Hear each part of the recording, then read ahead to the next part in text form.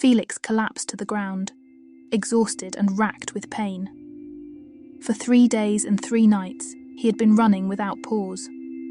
On the horizon behind him, a pillar of smoke wafted up into the heavens, letting the world know that the city of Troy had been razed.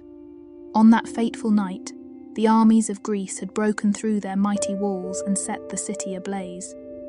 The persistent flames were now the closest thing to life behind the blood-splattered ramparts. While his body was as dry as sand from thirst and blood loss, the half-dead wanderer couldn't help but cry in misery and agony. It was only last season that his family celebrated his 25th birthday. He had long since reached the league of manhood, was unable to protect his parents or his siblings when the Greeks stormed the city. Felix remembered waking up to the sound of his front door being smashed in as the soldiers broke into the city. His father and brother were killed without mercy, and he was stabbed in the side, a near-fatal blow. He remembered falling to the floor, unable to stand or move as blood poured from his wound. Like savages, the soldiers took turns violating his sisters and mother in front of him, before killing them all and leaving him for dead. With the fires of the burning buildings illuminating the dark night and smoke tearing at his throat, Felix staggered out of his home and fled the city, running past the horrors of the soldiers slaughtering his fellow Trojans. He was supposed to be a soldier of Troy, a valiant warrior that ignored all injuries and fought to the death for his city and its citizens. Not once had Felix thought to put on his armor or even lift up a sword. Not once did he think to go into battle to fight for Troy and all the people within its crumbling walls. He just ran like a coward.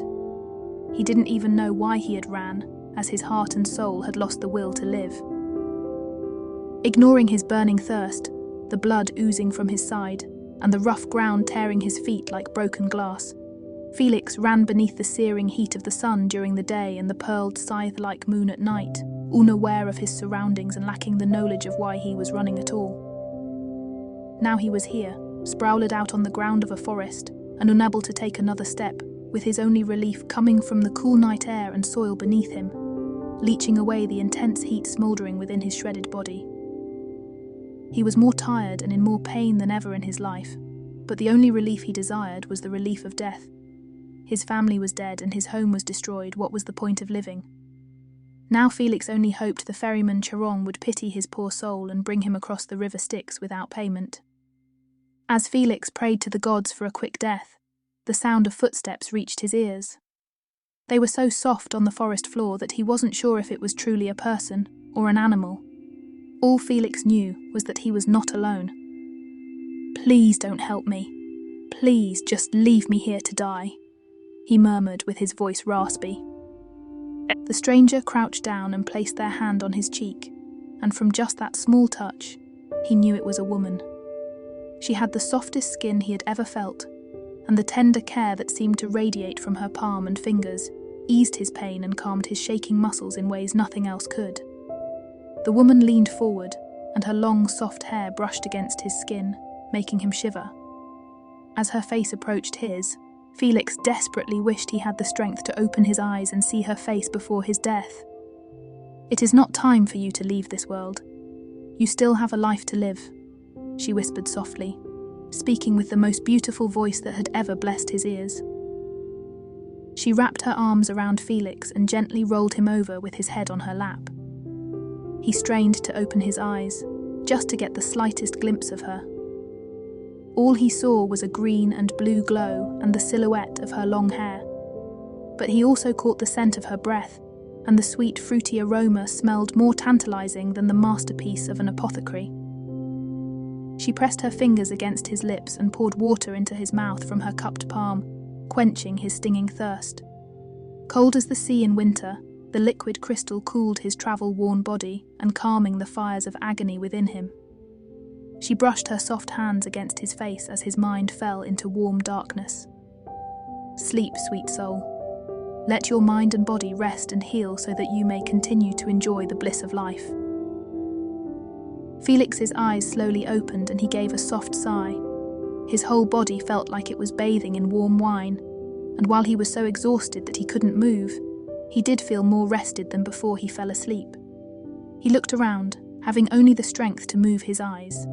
He was lying at the base of a tree on a bed of moss, as soft as a pillow, and covered in a sheet of some mysterious material that was as smooth and flexible as water, but did not feel like it was made of animal skin or a natural fabric.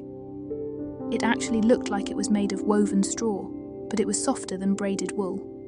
He was covered with a blanket of the same material, and while it was quite thin, it held in more warmth than a thick quilt. Up above, the branches of the tree were bent down towards the ground and interlaced, forming a tightly knit canopy of wood and leaves, thorough enough to keep even the most persistent rain from leaking through. The canopy was so extensive that it formed two walls with the tree trunk as the third, creating a small egg-shaped bedchamber, almost like an animal den. It was still night, but the forest seemed different from any forest Felix had ever seen before. Every tree and leaf appeared to have the faintest of auras, while the stars and moon glowed brighter than ever before.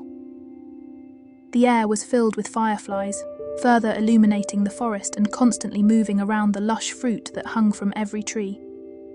About 20 paces away was a babbling brook, giving off the soothing sound of water on rock.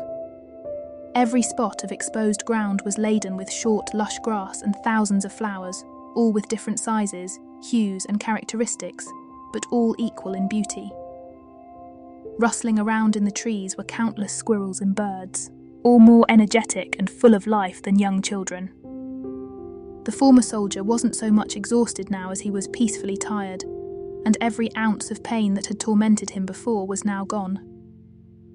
While the night air was cool, it was in no way chilly and uncomfortable. The mattress of moss he was lying on was incredibly warm and soft, and with the blanket over him, it felt like he was wrapped up in his own bed.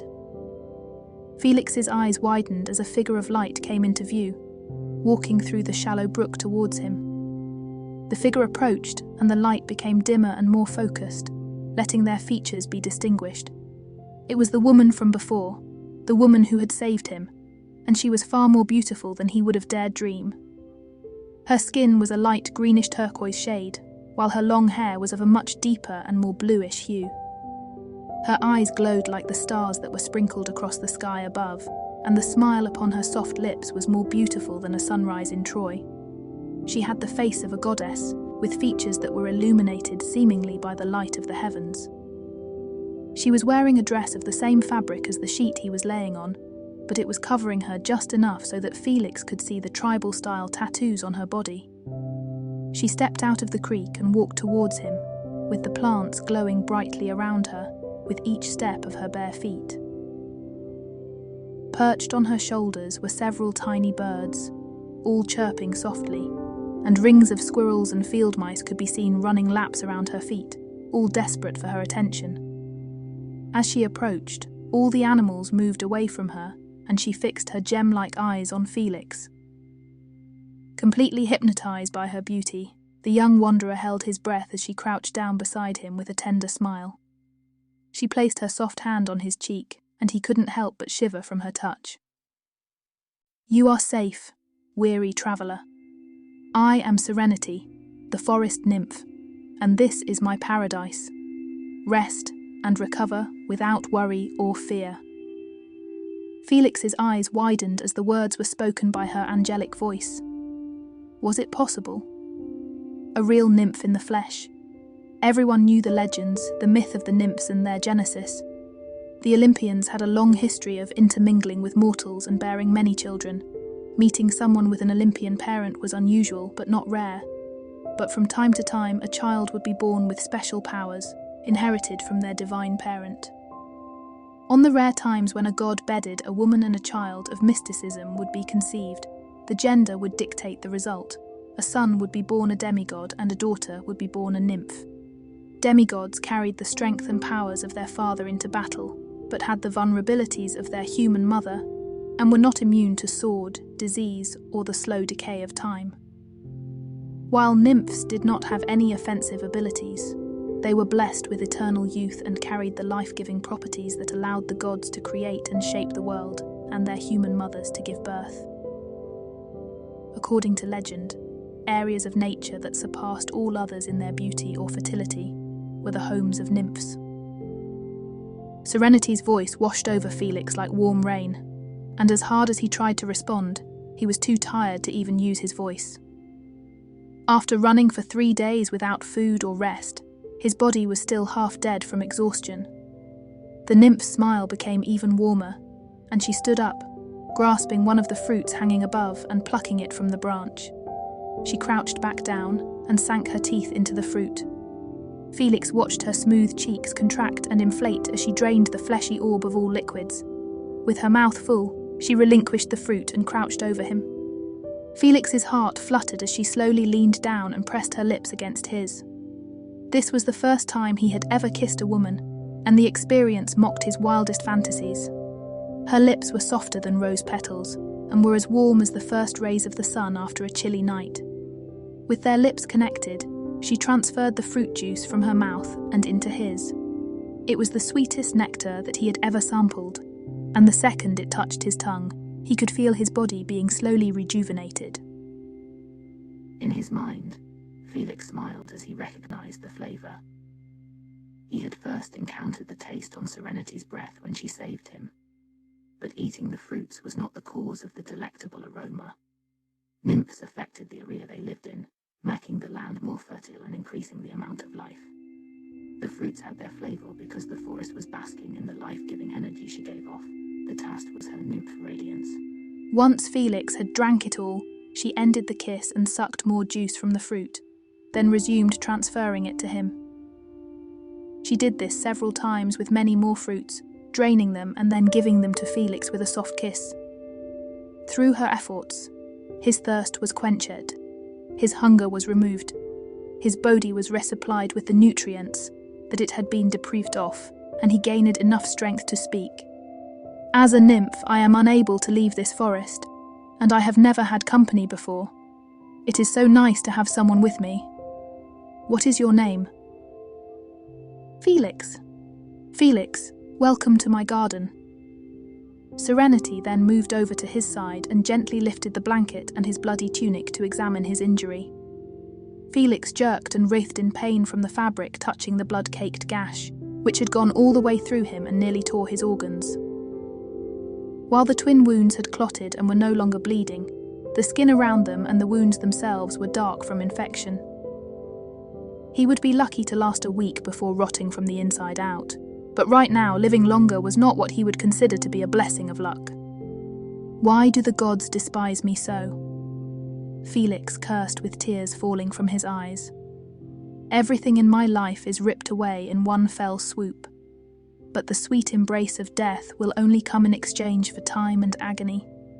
I've been running for 3 days and 3 nights, but I cannot escape my pain and I cannot reach the blessing of the afterlife.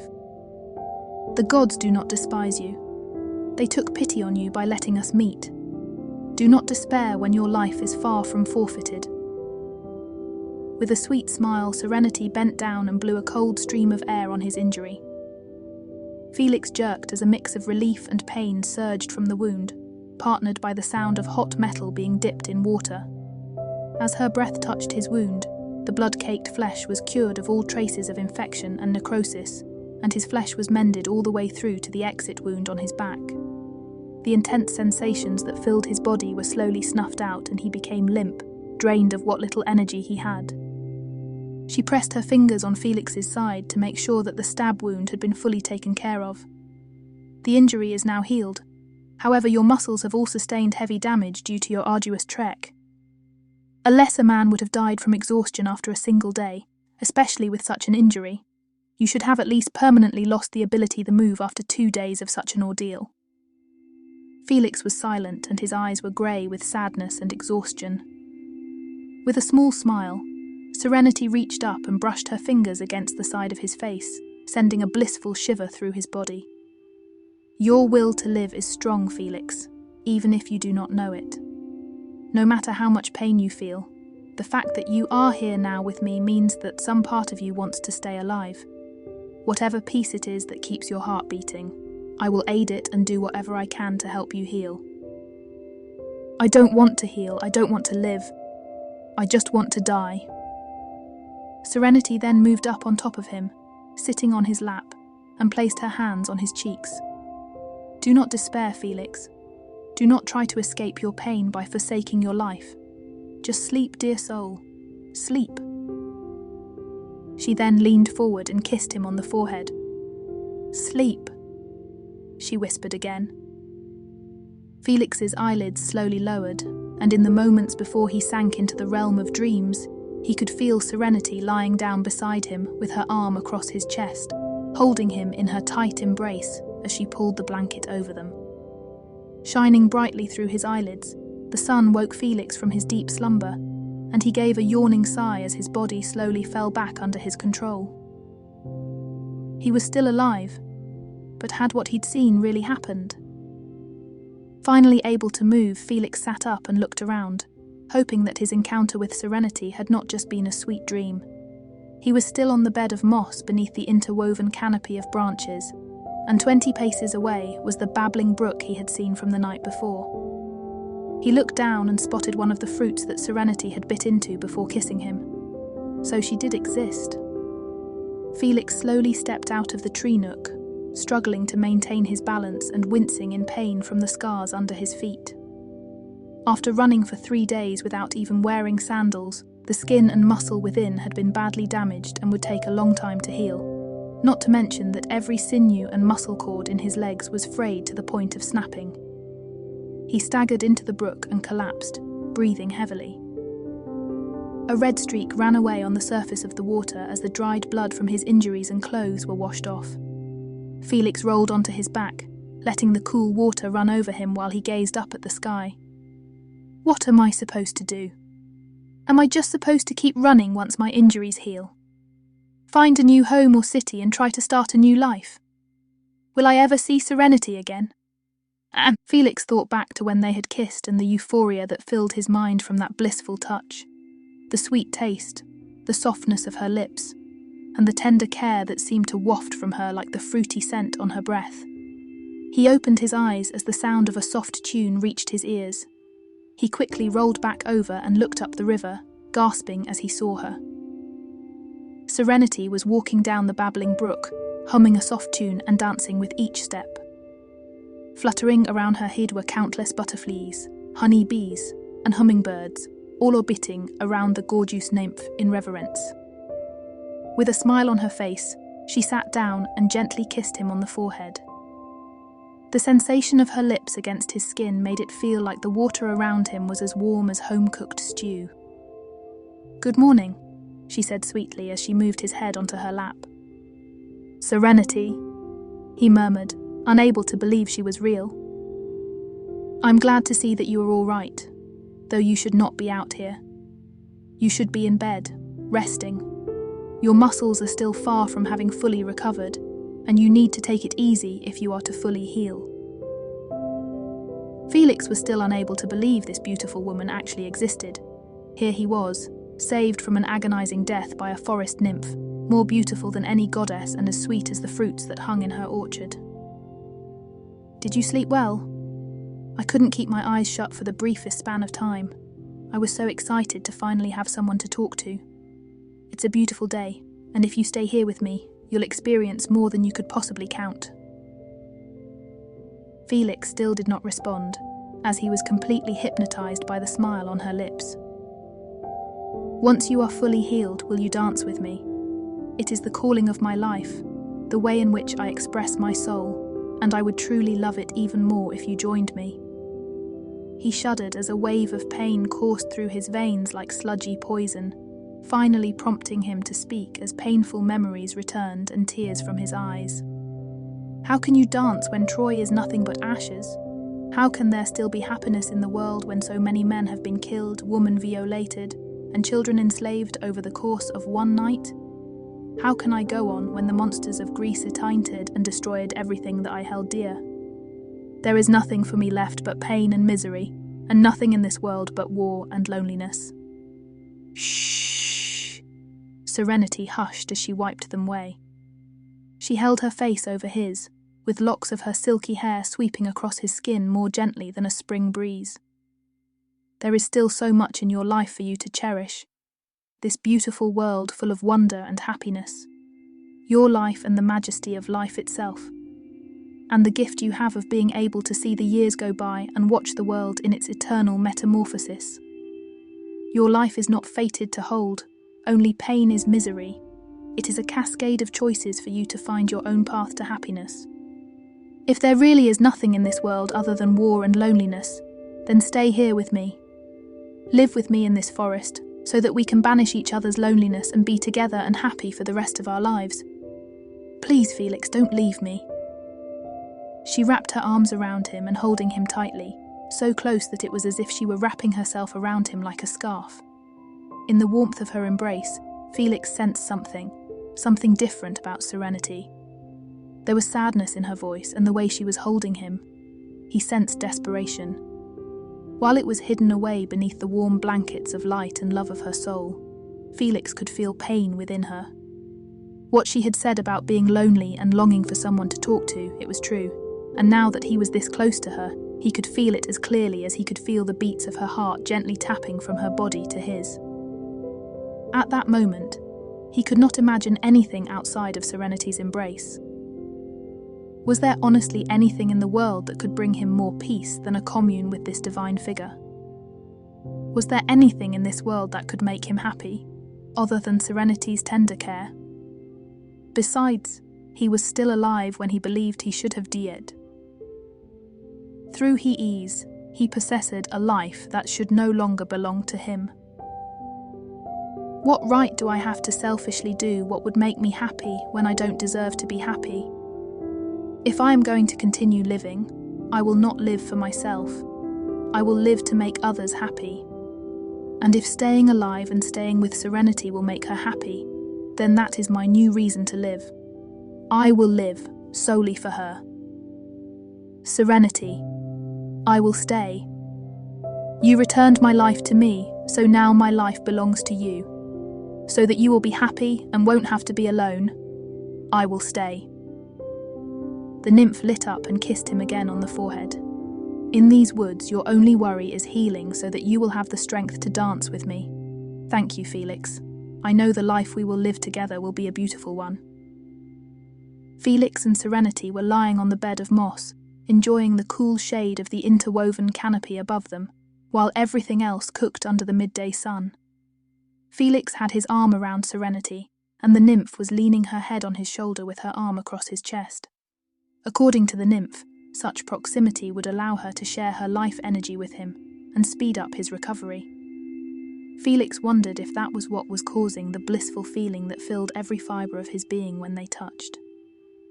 Who are you, Serenity? I know only your name and that you are a forest nymph, nothing else. Please tell me more. I want to learn more about you, he asked, breaking the dozing silence. Serenity hummed in reply and pressed herself against him tighter before replying. I was born in these woods as the daughter of Helios and his human bride, a woman that he loved more than any other in the worlds of the mortals and gods. I was conceived and brought into this world in secret, for my parents loved each other and loved me so much that they wanted to keep me safe from the dangers of the world. Wherever a nymph is born, they can never leave, so my parents searched the world for the most beautiful place for me to live. They came here, and I was born under this tree. Out of love, my father and his sister Selene granted me a great gift, the light of outsight. Everything that the sunlight and moonlight shines upon is in my sight, letting me see the world from this forest. I've been here ever since, waiting for company. What about you? Tell me about your life. Felix looked up at the branches and shuddered as the memories came back. I was a warrior of Troy during our struggle with the forces of Greece, having joined the army at 15 when the war started. Originally I had wanted to be a poet and knew nothing of fighting, but with the skills I gained in training and the thought of protecting my family and home, I had the strength and resolve to slay my enemies and survive every battle. Over the course of 10 years, I rose through the ranks and became well respected by the royal family for my achievements in battle. I was one of the most celebrated soldiers in Troy, having slain more enemies than anyone else.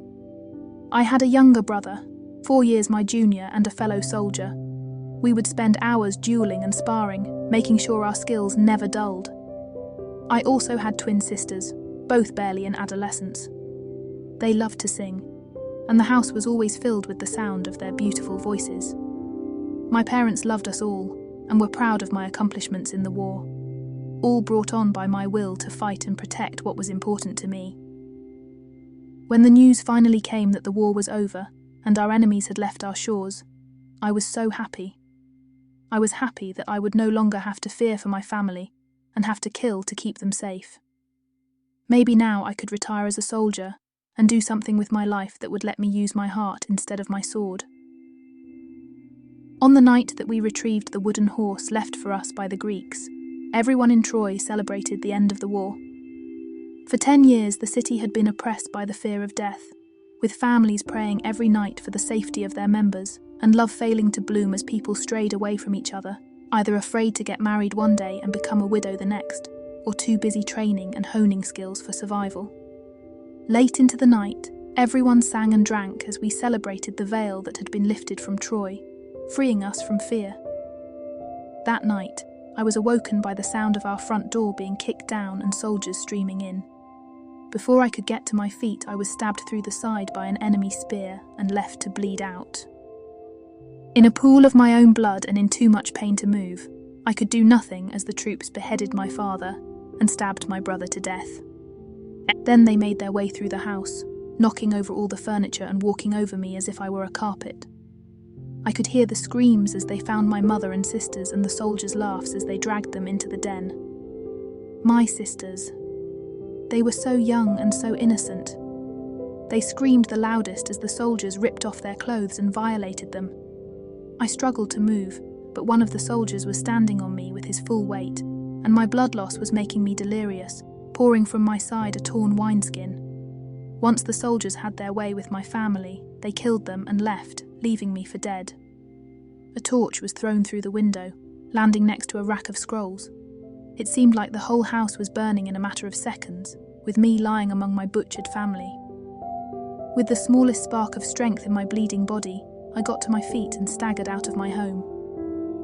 I was supposed to be a legendary warrior and a war hero, but I just ran like a pathetic coward. Everything after that point became a blur of pain as I ran out of the city, past hundreds of people being raped and killed by Greek soldiers. I remember the sun searing my back as I ran during the day, and the cool air giving me some relief as I ran at night. I don't remember the changing scenery, but I remember leaving behind red footprints as my feet deteriorated and gripping my side to stop the bleeding of my wound. Finally, I remember being found by you. I shouldn't be alive like this. I should have fought through the pain to protect my family, and either gotten them out of the city or died with them. I didn't do anything except lie on the floor and then run. I'm a weakling and a coward, and it's my fault that my family is dead. As his tears began to fall, Serenity raised her head and looked at him with an expression of deep sadness on her face. Do not say that, Felix. It is not your fault. What happened to your family was out of your hands. Mourn the loss of your loved ones, but don't blame yourself for their deaths. Don't try to heal your wounded heart by stabbing it with the blade of self-loathing and misery. Do not doom yourself to a life of self-pity and suffering. Work and hope for a future where you can be happy. All hope of happiness died with my family and was burned with my home. Then let that hope grow anew with me as your family and this forest as your home. You have to let your wounds heal, or else you will never be well, and you will be poisoned by your own hatred forever. She then placed her hands on his cheeks, and her own voice began to tremble. You have to stay alive and be happy. I need you with me. I don't want to be alone again, she whispered, as liquid pearls rose up from her eyes. The sight of her sadness extinguished Felix's own pain and filled him with hers as he realized she thought he might kill himself. He slowly reached out and cupped her cheek. I'm sorry. I did not mean to make you sad. My pain is my own, and you do not have to worry about me. I live for you now, and will not let my past get in the way of you being happy. I will be with you, and you will not be alone. By all that I am, I swear to you that you will not be alone. Serenity regained her smile and moved up, gently kissing him on the cheek. The next several days blurred together into a torrent of relaxation. All day and all night, Serenity and Felix would lay in the moss bed, snuggled up tightly and holding each other. The shifts between the moon and the sun were filled with napping, talking, and eating the sweet fruits that hung from the trees. With Serenity in his arms, Felix could feel his body being rejuvenated far faster than it would be normally. Serenity was the most incredible woman he had ever met. While she had the youth and beauty of a woman his age, she had lived the lifespan of a human many times over, and with the gift of outsight, she had watched the goings-on of the world for hundreds of years. Many of their conversations were about history and the past. He would tell her about his childhood memories, and she would recount the incredible things she had seen in the world. Serenity was also very complicated, with several attributes within her mind. On one hand, she was the sweetest and most gentle spirit he had ever met. But in her heart, he could feel the flames of passion and the resolve to fight for what she cared about and sacrifice herself without hesitation, much like himself. She was also incredibly patient and caring, nursing him back to health and always at his side, rarely separating from him for more than a few minutes. Felix stepped out of the tree chamber, wincing slightly with each step. Every day he would walk around and test his limits, and each day brought far less soreness than the day before. With how well he was feeling, he knew that he would regain his full health within a few days. He had woken up by himself and was looking for Serenity. Having to lean on every tree for support and putting what little strength he had into each step, Felix slowly staggered through the woods. He finally heard the soft coo of her voice and stopped dead in his tracks, leaning against a large tree. He looked out at the shallow brook and saw Serenity, lying in the water amidst the smooth zones. His heart skipped a beat when he realized that she wasn't wearing any clothes. Serenity had nothing on her body but a thin sheen of water, making her turquoise skin glisten in the sunlight. She was writhing and stretching in the water as she worked her fingers between her legs, massaging the soft lips of her slit. She had her long, smooth thighs clamped tightly around her hand, and every movement she made caused her round full breasts to bounce and shake. She was giving a very soft but high-pitched moan as she touched herself, rolling her head from side to side while she ran her fingers through her long, silky hair. It was in all honesty the most gorgeous thing Felix had ever seen in his life. No god or goddess could ever hope to create a piece of art as awe-inspiring as the scene before him. The sight would forever be imprinted in his memory, but to him that wasn't good enough. He wanted to have the image of Serenity in this state tattooed on his eyelids so that he could always see her this way. He stared, all the while hating himself for betraying the trust of the angel, who had saved him and showed him unparalleled kindness, but could not deny his roaring lust. Serenity began to pick up speed, rubbing her slit with more energy and enthusiasm. Her moan increased in volume as her whole body trembled. Finally, she released a scream of ecstasy and arched her back as she achieved an orgasm. In that few moments of bliss, her body was wrapped in a glowing aura. Her long hair seemed to merge with the water and become like liquid. Her skin shimmered like light through glass, and her voice seemed to carry a hypnotic chime that made every square inch of Felix's body shake in euphoria. All of the plants on either side of the brook began to sway and bend as they were vitalized by the energy Serenity was emitting. Finally, the forest nymph became still and silent, lying in the shallow water with her chest heaving. Her body was so beautiful that Felix just wanted to run my tongue along every square inch. Reluctantly, he decided he should go back. The sensations she had been giving herself had mostly likely distracted her from her ability of outsight, but now that she had calmed down, the world would again be under her view. I had to get back to the tree chamber before Serenity found out that I had been watching her. As Felix silently made his way back through the forest, he could have sworn that he heard Serenity whisper his name. Felix tried to remain calm as Serenity approached, having finished bathing in the stream. From the warm smile on her face, he could only assume that she had not sensed his presence, something that he was incredibly grateful for, as he did not know how to endure the knowledge of any grudge or disdain the beautiful angel would hold if she were to find out. "Good morning," Serenity said sweetly as she reached him, providing Felix with the reassurance that she had no knowledge of him moving about before. "Good morning," he replied as she gently kissed him on the forehead. "How did you sleep?" Felix gave a lazy smile. Babies don't sleep as well as I do. How about you? The nymph just smiled and pressed herself tightly against him. Amazingly as usual, now that I have someone with me. Felix was lying by the creek in the shade of a tree, listening to the sweet melody of water on rock. Having recovered enough to move around for at least short distances, he decided he wanted a small change of view and moved out of the tree chamber and out to the river. He was glad he did, for the world around him was exceptionally gorgeous. It was such a beautiful day in the forest.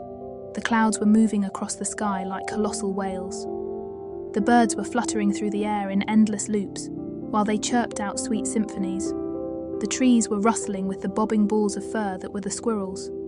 The air was thick with the aroma of delectable fruits and millions of flowers of all colours and sizes that blanketed the forest floor, and the ground itself seemed almost to rise and fall as if all the soil was covering a great, slumbering behemoth that was taking slow, gentle breaths in its eternal relaxation.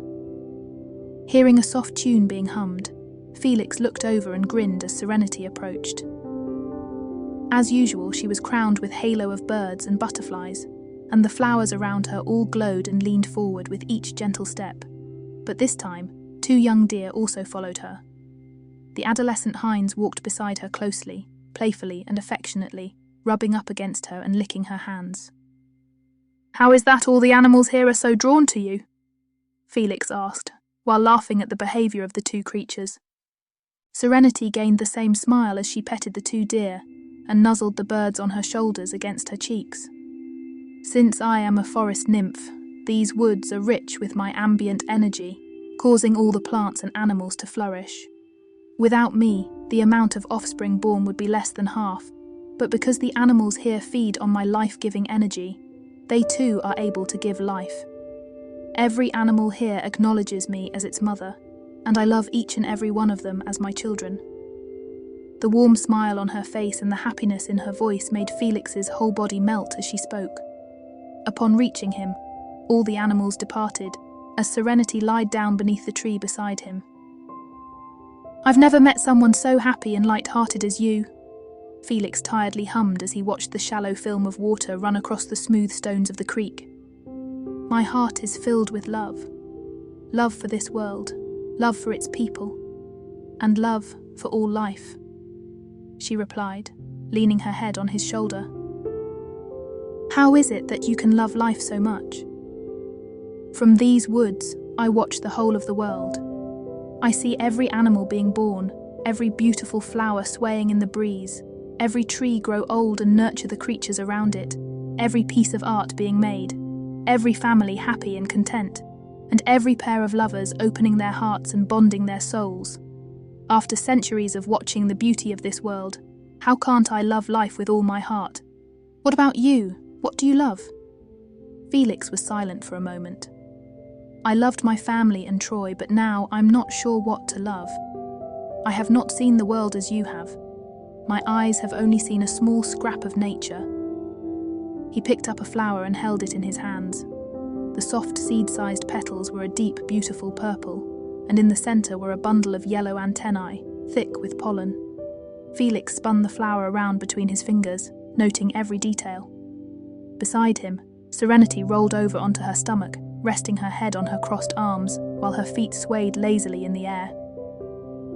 "You do not need to see the whole world to love something. You need only to care about something deeply and love will blossom. It does not need to be something grand. It can be something as simple as the gentle kiss of the breeze, the aroma of the flowers, the sound of a babbling brook, or the taste of sweet fruit. If you seek something to love, then you need look no further than this forest." Felix turned his head and gazed at Serenity, completely overpowered by the sheer beauty of her peaceful face. As he gazed at her, he let his mind wander and mull over her words. He focused on the soft touch of the wind against his skin, the dreamy smell of flowers, the massage-like sound of the river, and the taste on his tongue of the delectable fruits he had eaten for breakfast. The nymph was right. The forest was rich in treasures for one to hold close to their heart, and as Felix stared at Serenity's divine visage, he could feel love for something she had not mentioned, something that he now cared about very deeply. Lightning cracked across the storming sky, casting a cold light down onto the forest while the rain fell. The storm was on an unusually chilly night, made only colder by the wind and water bleeding from the clouds. Immune to the cold, Felix and Serenity were curled up in the tree chamber with the blanket over them, sealing them in warmth. Constantly being disturbed from their slumber by the crashing of thunder, the human and Nymph were just content in basking, in the warmth of their bed and their embrace, held right between the world of dreams and being fully awake. "Serenity, what is the most amazing thing you've seen with your gift of outsight?" he asked, unable to fall asleep, and knowing that the Nymph could not either. Serenity gave a soft hum as she considered the question. What would probably be the most memorable thing would be when I once saw a mother mountain lion adopt an orphaned wolf cub and raise it as her own. I watched their family without pause for a year as the wolf was brought up in a clan of felines, coexisting with them peacefully as one big family. Not only was it a miracle in itself, but it showed that even sworn enemies by nature can live together in peace. No matter how much war and strife there is in the world, you need only to wait for people to learn that same lesson, then misery will be replaced with harmony and everyone can live together in bliss. Felix looked at the dark clouds outside. That is a beautiful thought. Don't you believe it can happen? Serenity asked, finally opening her eyes and rolling over to face him. I believe that all people can live in peace, but it would be more difficult to achieve than with animals. Humans are neither good nor evil. We all make choices that define who we are. There are men who rape and steal and women who lie and cheat, but there are also men who protect what is important and women who work to make the world a better place. A small smile crossed Serenity's lips.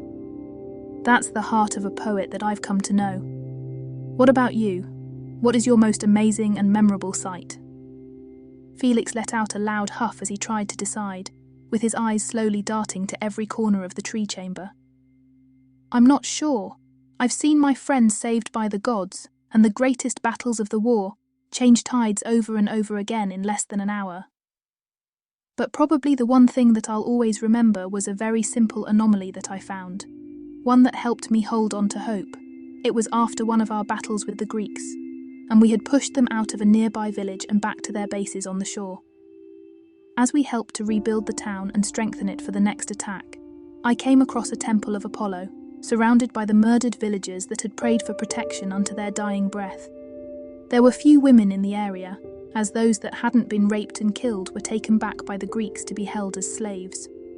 Looking at the bodies of those innocent people, I wondered if there was really a hope of winning this war. I wondered if there was such a thing as peace and if it could be achieved. I began to lose hope and doubt entered my mind, doubt that I would live to see the day when Troy could stand without the fear of attack from jealous kingdoms.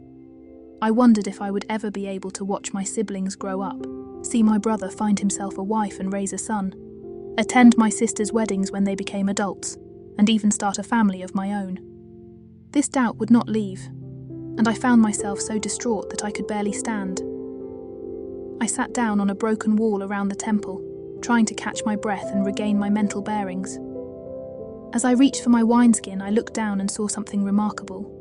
Growing right out of the middle of a solid stone brick was a white flower, full of life as it basked in the sun.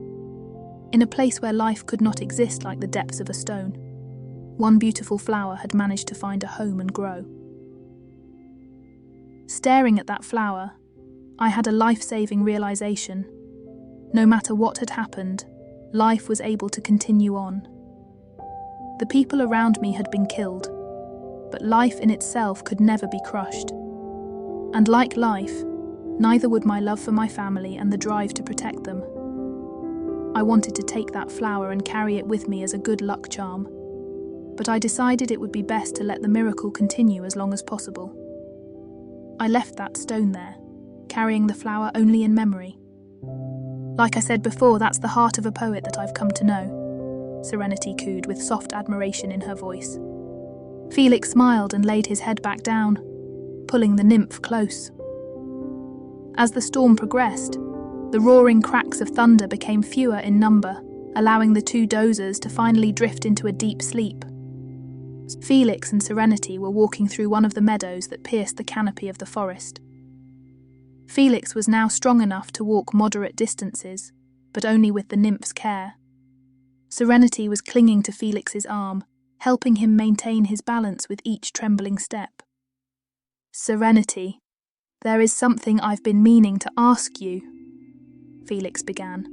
The nymph raised her head from his shoulder and looked at him. "What started the war between Greece and Troy? I knew it had something to do with Queen Helen of Sparta, but that is literally all I know. You have the gift of outsight and have witnessed all of history. Do you know what was the true source of the war?" Serenity gave a sigh at the question, and Felix could sense dread in her tone. Was there something she did not want him to know? "Let's find a place to sit." Serenity and Felix stepped into the shade of a nearby tree and lied down by its roots. Serenity took several deep breaths before she spoke. The seeds of war were first planted at the wedding between the sea goddess Thetis and the warrior Peleus, who were actually the parents of the fighter Achilles. Felix's eyes widened in astonishment as he thought back to the times he had faced Achilles in the battlefield. So there was divine blood in him after all. The wedding was attended by all the gods of Olympus. However, Eris, the goddess of discord, was banned from the wedding. Furious for being rejected, she sought vengeance and decided to turn the guests on each other. Inscribing the words, "For the fairest," on one of her golden apples, she threw it into the wedding. Immediately, there was an argument among the goddesses, Aphrodite, Hera, and Athena, over who was the fairest and who deserved the apple. Not wanting to get involved in the goddesses' squabble, Zeus suggested they choose a mortal to decide whom the apple should go to. The mortal they picked was Paris, the Prince of Troy. The goddesses each bribed him in their desperation to get the apple. Athena offered to make him a legendary hero or general. Hera offered to make him the ruler of the richest and most powerful kingdom. And Aphrodite offered him the love of the most beautiful mortal, Helen of Sparta. Paris picked Aphrodite and gave her the apple. After arriving in Sparta for a diplomatic mission, Paris won the heart of Helen and she left with him for Troy. Furious from this insult, King Menelaus of Sparta summoned the forces of all of his allies, each of which had sworn oaths to defend Helen's marriage in order to be eligible suitors before she married the king. With a vast army, Menelaus and his brother Agamemnon waged war against the city of Troy. Felix's hands were clenched tightly into fists and he was growling through his gritted teeth. The war was started because of the stupidity of the prince of my city and the arrogant pride of the goddesses? With sadness in her eyes, Serenity continued to speak. During the war, the gods repeatedly intervened in the war. At least half of them helped the Greeks, due to the belief that Troy was destined to fall. Athena herself was responsible for the death of Hector and the interruption of the peace established after Menelaus defeated Paris, all because Paris did not give her the apple. Shocking Serenity, Felix quickly got to his feet and stormed off into the meadow, where he gave a lion-like roar of anger while shaking his fists at the sky. "I studied you, I prayed to you, I worshipped you, and you are the ones that destroyed my city. You could have stopped the war or prevented it, but you allowed it to happen and you allowed everything I love to be taken away from me. You let it all burn for the sake of your pride and entertainment. You should have killed me when you had the chance, because now I'm going to get my revenge, even if I have to destroy Mount Olympus with my own 2 hands." Serenity rushed over and wrapped her arms around his neck, trying to calm him down. "Stop it, Felix. Don't anger the gods and tempt fate. It is because of them that my home was destroyed and my family was killed. Gods or not, I will make them pay for their selfishness," he yelled, with all the pain of the war flooding through him once again. He then gagged in agony and fell to his knee, gripping his leg to try and ease the pain ravaging him. His muscles were not ready for the quick movement he had made, or the strain his emotions were inflicting on his body, and the combination had just caused multiple still recovering tendons to snap, essentially crippling him. Felix gave another roar of frustration and helplessness, gripping his leg so tightly that blood trickled down his ankle from his nails digging into his skin. Serenity crouched beside him, holding him tightly with her forehead pressed against the back of his neck. "Let it go, Felix, please just let it go. I know you're angry, but you'll kill yourself if you cling to all this hatred. How can I let it go? How can I just forget about my family and Troy and let the ones who are guilty get away with it? How can I accept this pain and not fight back? I'm not asking you to accept the pain. I'm asking you to open your heart and let there be inner peace as well. I didn't want to answer your question because I knew you would get angry and all the progress you've made towards being at peace would be lost. If you let vengeance fill your heart and resign yourself to die in the futile attempt to achieve it, there will be no going back. I have to avenge my family. I have to avenge Troy. And if Nemesis herself will not punish the gods for their sins, then I will, Felix countered, trying to stand up but instantly falling back to his knees. You can't leave and die in the name of vengeance. You have to stay here and live. I don't care about being alone anymore. I just want you to be happy and alive. I want to do whatever I can to make you happy, and I couldn't bear it if you left me. That is why I want you to stay. But if leaving here is what you want to do, and will bring you solace, I will not stop you.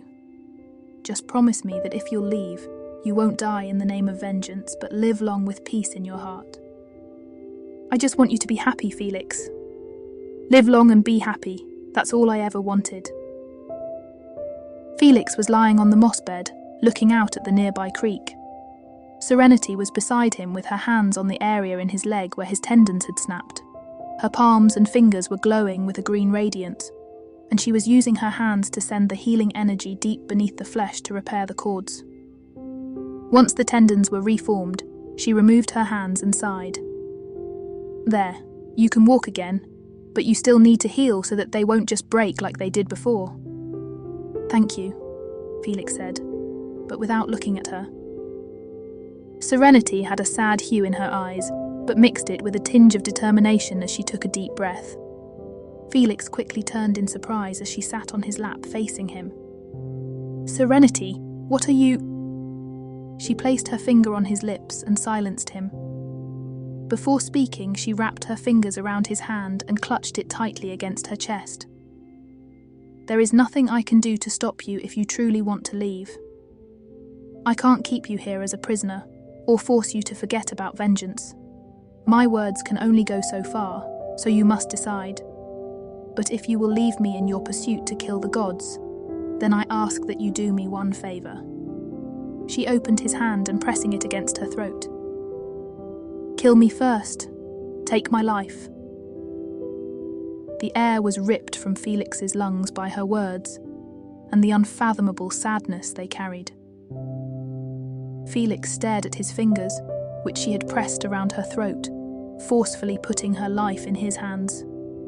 She leaned forward, pressing her forehead against his with her long silky hair hanging down, and forming a canopy that almost sealed their faces in a tiny world of their own, where they could do nothing but stare into each other's eyes with their lips only a few inches apart. I've waited so long for you. I've waited so long to have someone here with me. I don't want to live if I have to be alone again. My heart cannot withstand the pain of losing you. I told you not to forsake your life to escape your pain, but I must confess that not even I can follow those words, as I would rather die than be without you. Let it be now or let it be when you are fully healed. But if you really want to leave and face the gods, then let me escape the pain of your departure through the final sleep. She pleaded with her very breath filled with emotions and tears running down her face like melted silver. Felix's whole body trembled under the crushing sorrow in her voice and the horrible guilt of even facing such a request. In his heart burned the desire to avenge his family and city, but every fraction of a second that passed by in which he stared at Serenity's beautiful face smothered the flames of anger, leaving only cold embers, stewing in a pool of empathy. Vengeance or serenity, the choice had to be made, and Felix knew that it had to be made now. Taking a deep breath, Felix let the anger and pain in his aching heart finally slip away, abandoning his desire for vengeance. After taking another deep breath, he moved his hand from Serenity's throat and placed both hands on her cheeks. The nymph's eyes opened and she gasped as Felix kissed her on the forehead.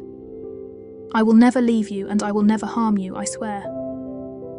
With a warm smile on her face, Serenity wrapped her arms around Felix's neck, and Felix held her slender body, both hugging each other tighter than ever in their lives. Serenity's eyes flicked open, and she gave a tired yawn while stretching every muscle in her body. As soon as she reached outwards, she knew that Felix was no longer in the bed with her. Like a cat hearing the pitter-patter of a nearby mouse, Serenity perked up to the sound of deep breathing just outside. Giving another yawn, she climbed out of the chamber and looked around.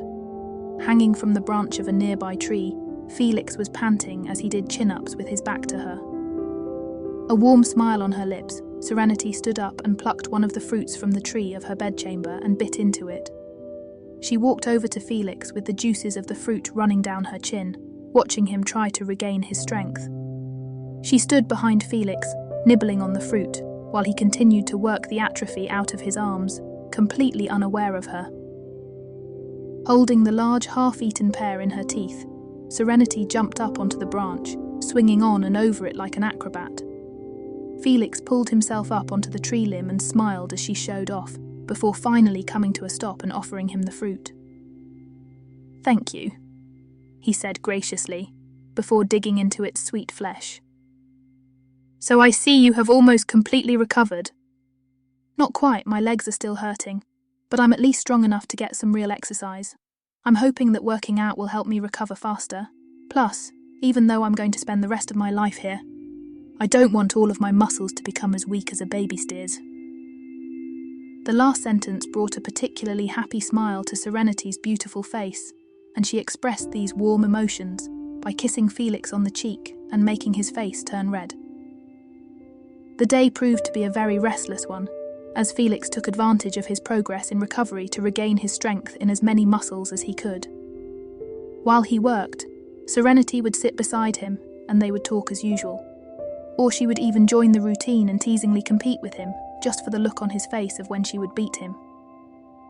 The day was finished with a long walk around the forest, with Serenity holding his hand and leaning her head on his shoulder. "One more day," he thought to himself, feeling only the occasional tinges of soreness as he walked. "Just one more day until I am fully healed." "Tell me, Felix, what kind of poetry did you wish to write?" Serenity asked. Night had fallen, and Felix and Serenity were in their tree chamber having dinner. As usual, the meal consisted of the large pear-like fruits that overflowed from the trees. They were sitting on opposite sides of the chamber, with a pile of fruits in their laps and the blanket over their legs. Gorging himself on the soft, wet skin of the giant berry, Felix couldn't imagine himself ever getting tired or used to the sweet, addictive taste. He didn't even miss meat or bread when he had such a perfect substitute. "What?" he asked, pulling off the last scrap from the core. "You told me that you wanted to become a poet before you joined the Trojan army. What kind of poetry did you want to create?" Finishing one of the fruits, she tossed it out of the chamber, where it was quickly snatched up by a group of squirrels. Felix looked up at the interwoven branches that formed the roof of the chamber. "When I was young, I experimented with several different kinds, but I never knew what I wanted to focus on when I became an adult. When I was a soldier, I spent much of my time between battles returning to poetry. Much of it was about fighting and the war, ballads and epic tales of real and fictional heroes of Troy. But my favourite subjects were mythology, which I studied endlessly, and even love stories." "Did anyone ever write any poems about you? You said you were a war hero." Felix chuckled and looked outside at the moon and stars. "There were a few. One of them was written by my younger sisters, as a gift for me for my 25th birthday, just a few months ago." Just as Serenity was about to lose her smile, Felix gained one. "Thank you, Serenity. Thank you for taking care of me. Thank you so much for all of your help. I am truly beginning to feel at peace with what happened. It will take time to fully recover from my trauma, but thanks to you, I've come farther than I ever thought possible, and I look forward to the day when I can put my past behind me and look to the future with you by my side." At Felix's words, Serenity's eyes seemed to sparkle, and her smile became so soft and tender, no words conceived by man could ever describe it. "You are welcome, Felix, you are most welcome," she said with a tone that sounded like she was about to cry a tear of joy. She then chuckled. "What is it?" I remember when you told me that because of the war in Troy, no one dared fall in love for fear of losing whoever they cared about. What about it? Serenity chuckled again. If no one was falling in love, then how did you get the experience in which to write your love stories?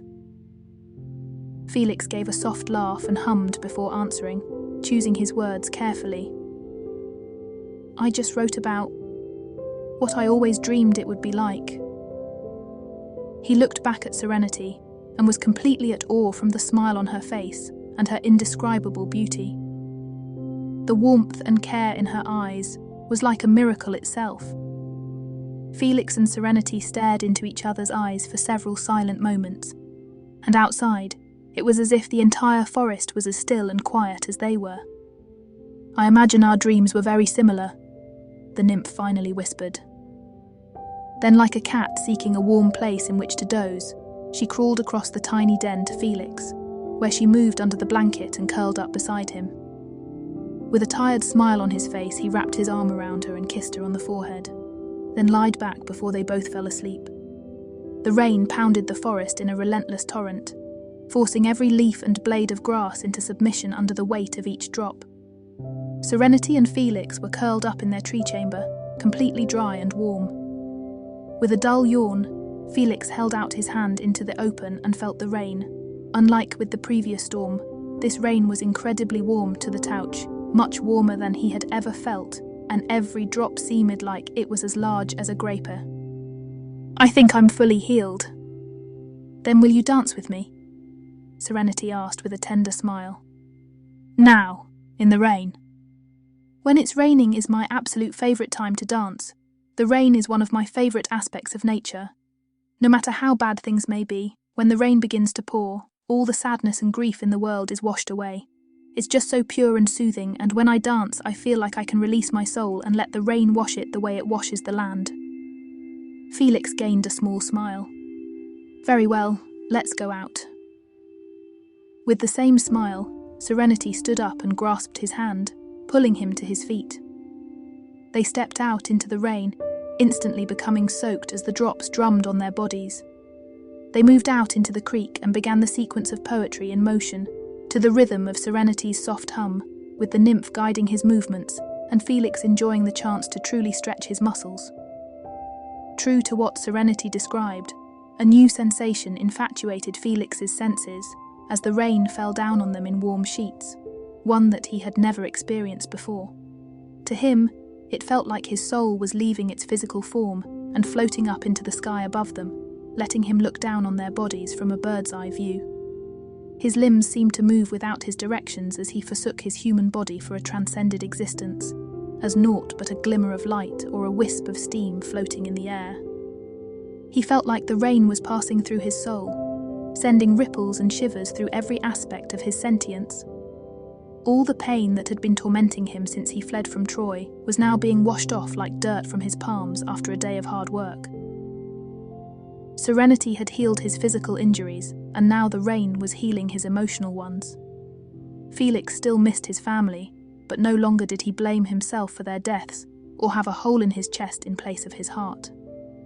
Floating and twisting through the sky as a transient spectre, he looked down and could see Serenity's soul leaving her body as well and floating up to him.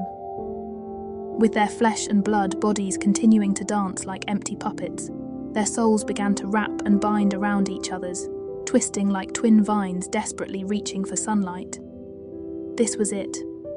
Felix knew that this was where he was meant to belong. He was truly home. When he originally told Serenity that he would stay and never leave her, he said it because he didn't see a point in leaving, as he didn't think there was anywhere in the world that could make him happy and he didn't deserve to be happy at all. But now, he didn't want to leave because he was happy to be living in this beautiful forest with Serenity. Finally, their souls retreated back into their bodies, which were lying in the shallow brook in a tight embrace. Felix shook his head from side to side, and gasped from the returning feeling of his spirit to its shell. Serenity just had a sweet grin on her face. You felt it as well? She asked. That was the most amazing thing I don't even know what to say. Is that how you feel whenever you do this? Yes, but the feeling is only half as jubilant when you don't have someone to share it with. Then she slowly leaned over and kissed him, filling every corner of his mind with a physical and emotional euphoria 1,000 times greater than the first kiss they shared. I love you, Felix. From a nymph, those words are meaningless, I know. My race is known for their sexuality, but it's different for you and I. The way I feel about you, I could never feel for someone else. Felix, I've been lying to you. Almost every question I asked about your life, I already knew the answer to, even when I asked you your name. I have the gift of outsight, and for the last decade, the only thing I have watched is you. Ever since I first saw you behind the walls of Troy, I felt something that I had never felt for anyone else. Adoration. I watched your life, your heart, your words, your actions, your emotions, and everything else that makes you who you are. You are a man who is willing to fight with every ounce of strength he has for what he cares about. A man that is willing to carry the weight of his family and city on his back in the battlefield, and yet a man with a heart so kind and pure as to be a poet.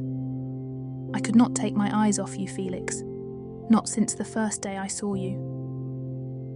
With every day that I watched over you, my feelings became stronger and stronger. It didn't take long for me to realize that I loved you with all my heart and soul. Every night, I dreamed of someday being with you, of being held by you in the bed we would share, and the warmth of your love. On the night that Troy was ransacked and you fled, I guided you across the empty landscape.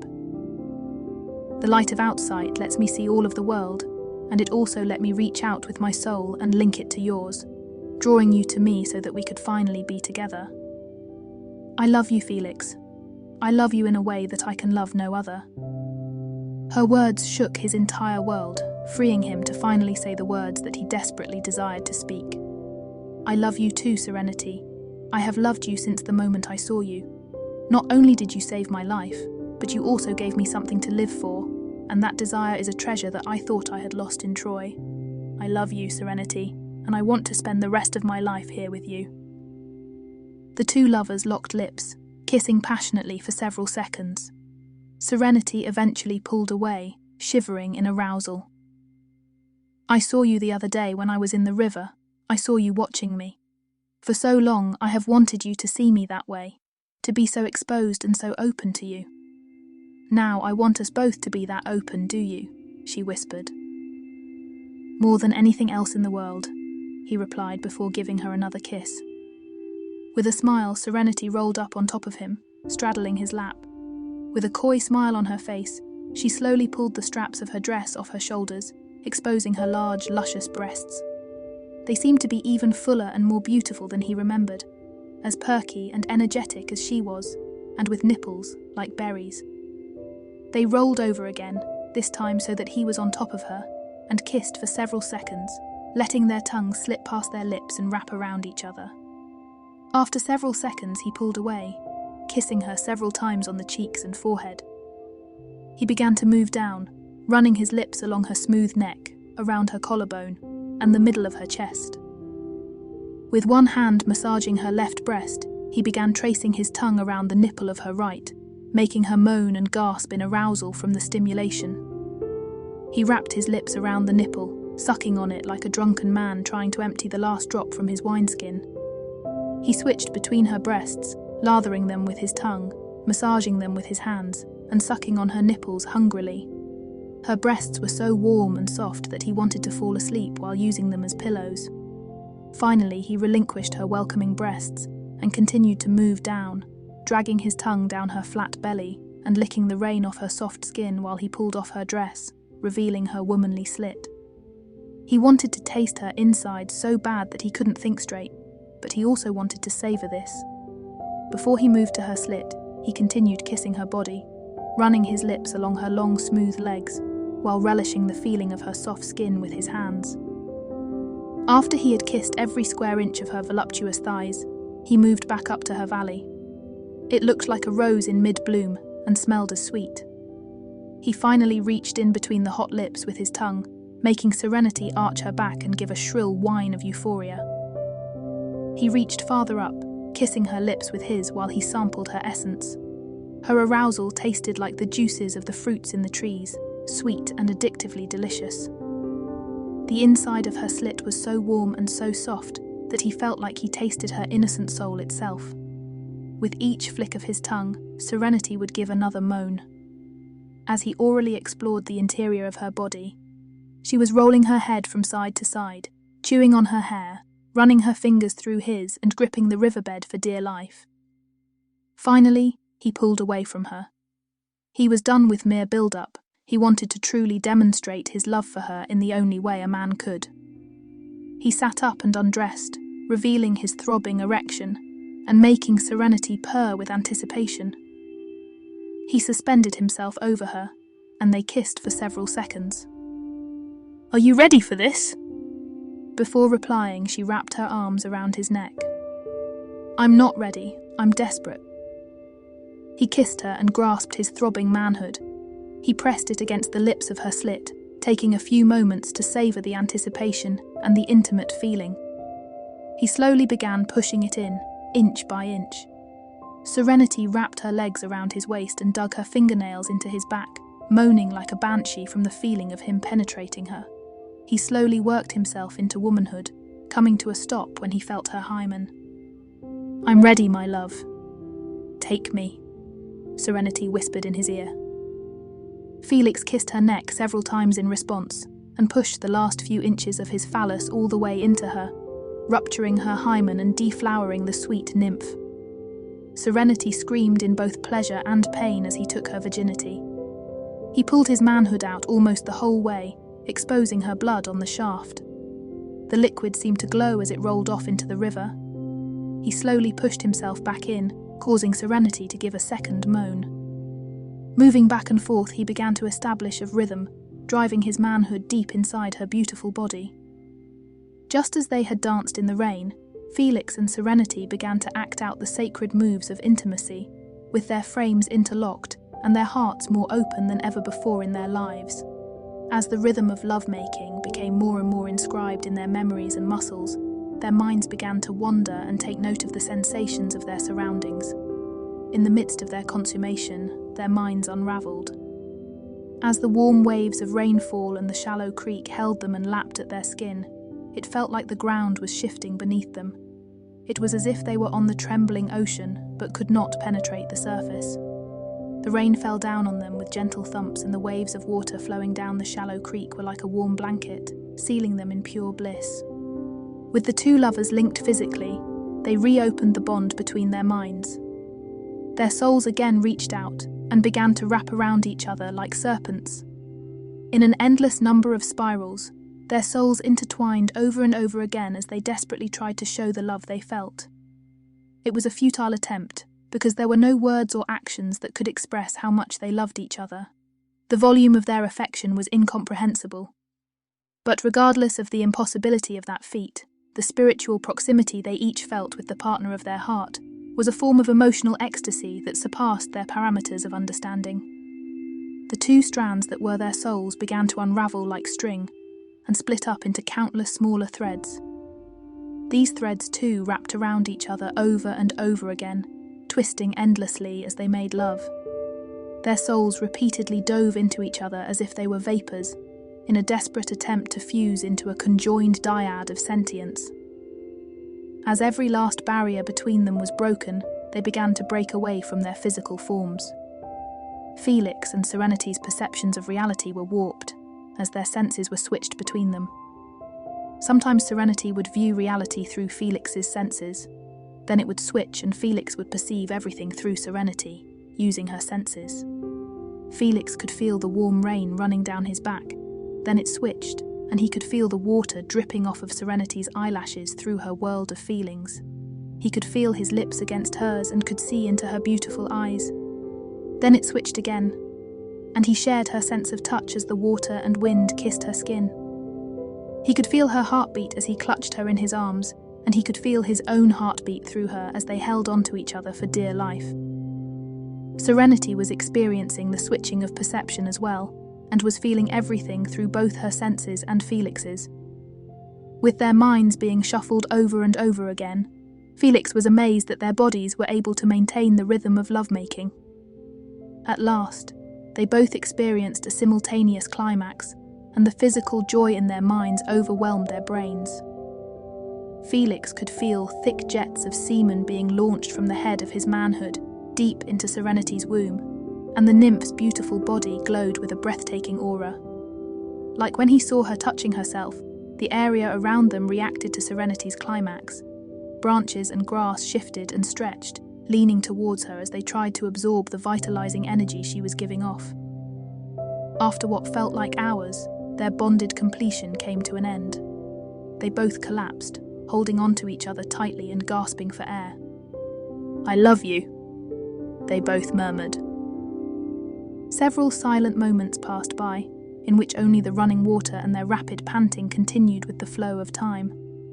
"I think it's time for us to get out of the water and dry off," Felix finally said tiredly. "As do I. I want to go to sleep, but only with you holding me."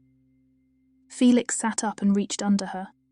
With one arm against her back and the other under her knees, he picked her up, relishing the warmth of her body against his. Serenity buried her face in the side of his neck and held onto his shoulders as he carried her back to the tree chamber. He laid her out on the soft moss bed and got down next to her. With her back against his chest and his arm around her waist, Felix wrapped the two of them in the blanket. The second the sheet touched their skin, the two lovers could feel any chills from the water taken away and their bodies drying. Serenity smiled and kissed him. "I love you, Felix of Troy. And I love you, Serenity of the Nymphs." Then Serenity rolled back over, and Felix wrapped his arm around her, holding her close as they both drifted to sleep. 3 years had passed since Felix arrived at the forest and fallen in love with Serenity, and they were without a doubt the greatest years of his life. Every day consisted of lounging in the shade of the trees, swimming in deep sections of the creek, taking long strolls through the woods while basking in the sun, and exercising to stay fit. Every night consisted of dancing in the moonlight or sleeping in their small tree chamber, pressed tightly together under the warmth of their blanket. Their diet was entirely made up of the addictively sweet fruit that hung from the branches of every tree. They supplied all the nutrients that they both required, and neither ever grew tired of them. Felix would gorge himself on them until he could barely breathe, and then curse the fact that he could not eat any more. It was a very simple life, one without any exertion of obstacles. Every moment was filled with unending happiness and relaxation. It was in all sense a perfect life, and with the help of Serenity's healing powers, it was a perfect life that would never end. The sun was shining brightly as Felix and Serenity walked along the shallow creek, picking up pretty stones. In a life where there are no obstacles or hardships, the two lovers sought playful challenges in abstract art, taking small pieces of nature and rearranging them to create works to represent nature as a whole. Felix's old clothes had been replaced with a new outfit of the same silky hay-woven fabric as Serenity's and their bedsheets. Serenity's hair was adorned with flowers, and she was carrying a basket of braided vines. "Oh, this one is perfect," she said sweetly, as she picked up a piece of mica, perfect for the collage she was working on. Just as Felix was about to speak, the sound of a twig snapping reached his ears. His whole body became rigid as 3 years of relaxation were pushed aside by his military training. This was not uncommon, as Felix had not lowered his guard since arriving and often felt the desire to make sure there weren't any outsiders wandering nearby. "Serenity, scan the area. I think we aren't alone," he said softly, trying to be nonchalant. Serenity looked at him with worry on her face. "There can't be anyone here. Everyone and everything beneath the sunlight and moonlight is under my watch. No one could have possibly entered this forest without me noticing. It was probably just a squirrel you heard. Please, just give one thorough search." Serenity closed her eyes, focusing her mind on her outsight to examine the forest for any intruders. She finally gave a sigh and looked at him. "There is nothing. We are the only ones here." While Felix's mind was put at ease, his muscles did not relax. "Sorry, I just always worry about us. After all, This is just a small forest out in the wilderness, not a sacred garden on Mount Olympus. Well, you can be at peace, as this forest is our private utopia. Just as the words passed her soft lips, an arrow shot past Felix's face, grazing his cheek. With blood running down his neck, he grabbed Serenity's wrist and they ducked down behind the bushes along the creek. What is going on? I thought you said you didn't see anyone. No, I didn't, and I still don't. Something must be blocking my sight, she replied with her voice filled with fear. Behind them, Felix could hear over almost half a dozen sets of feet hitting the ground, coming towards them. This wasn't just a stray hunter or explorer. This was a group with the intention of search and capture, or search and destroy. Whoever it was, Felix would die before letting them harm Serenity. Come on, and stay close. The two hunted lovers sprinted along the side of creek with arrows flying past them. With every step, Felix could feel his body returning to its original strength. Even after 3 years of relaxation, exercise had helped keep his muscles from forgetting the strain of battle, and his reflexes had not dulled to the demands of fighting. The Felix that'd been living in peace was stepping aside, and the Felix that was originally a Trojan war hero was returning to fight. Up ahead of them, a soldier stepped out of the brush with a sword in his hand. From the plate designs of his bronze armor and the shape of his helm, Felix instantly recognized him as Soldier from Mycenae. It wasn't too long ago that he would slaughter over 100 of them in each battle. Felix charged ahead of Serenity, and the soldier lashed out with his sword, trying to deliver a one-hit kill.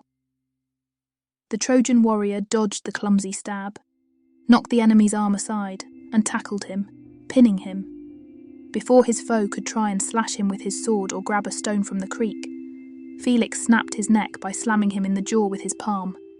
It was his first kill in 3 years. Felix stood up and retrieved the sword of his victim. While the shape and weight of the short, double-edged blade were different from his old Trojan sword, his body recognized the form and function upon contact. Serenity stared at Felix with wide eyes as he slashed the air, familiarizing himself with the art of swordplay.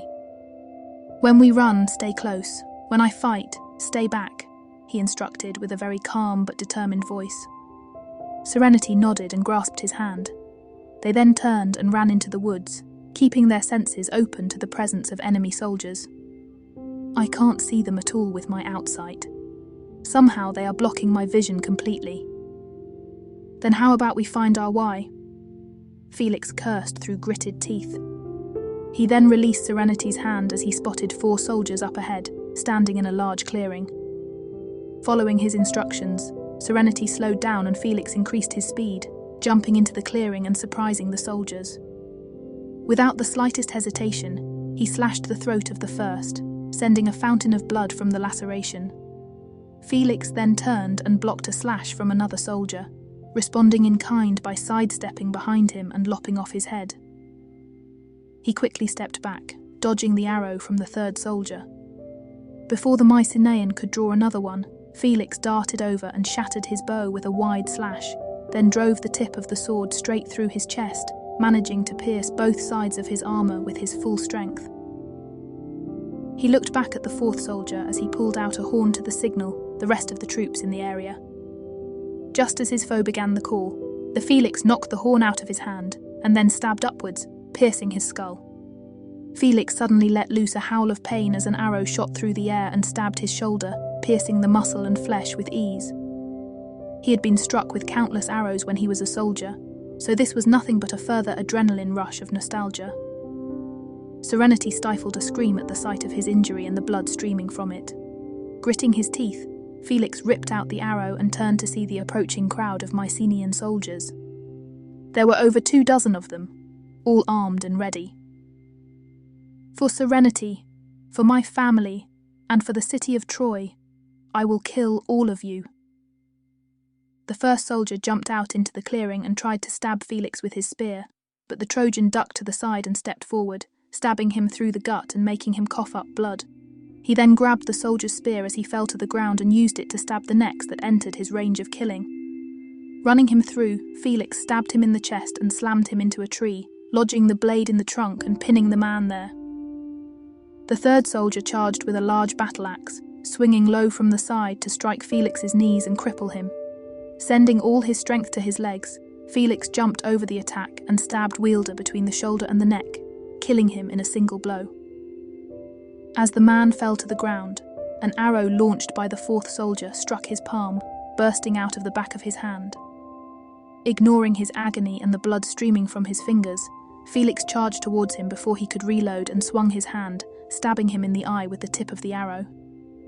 With the soldier screaming in pain, he ripped his hand off the shaft and then slammed the arrow, forcing it all the way into the man's skull and ripping away his life. Felix turned and raised his sword above his head, bringing it down on a soldier with a shield and a spear. The opponent blocked the attack with his shield, but before he could respond with a spear thrust, Felix swung his hand in front of his eyes, spraying the soldier's face with blood and blinding him. He staggered back, trying to wipe the blood from his face, and with that quick opportunity, Felix slashed his throat and ripped off his shield. Pulling back his arm, Felix threw it and sent it flying like a giant discus, before striking an oncoming soldier in the head. Even with his helmet on, the blow shattered his skull and killed him.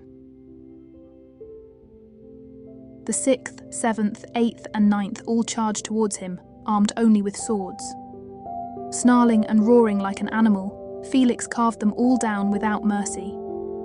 He pierced the armour of the 6th with a stab, as if it was made of thick leather, and then cleaved off the arm of the 7th and grabbed his sword while he bled to death.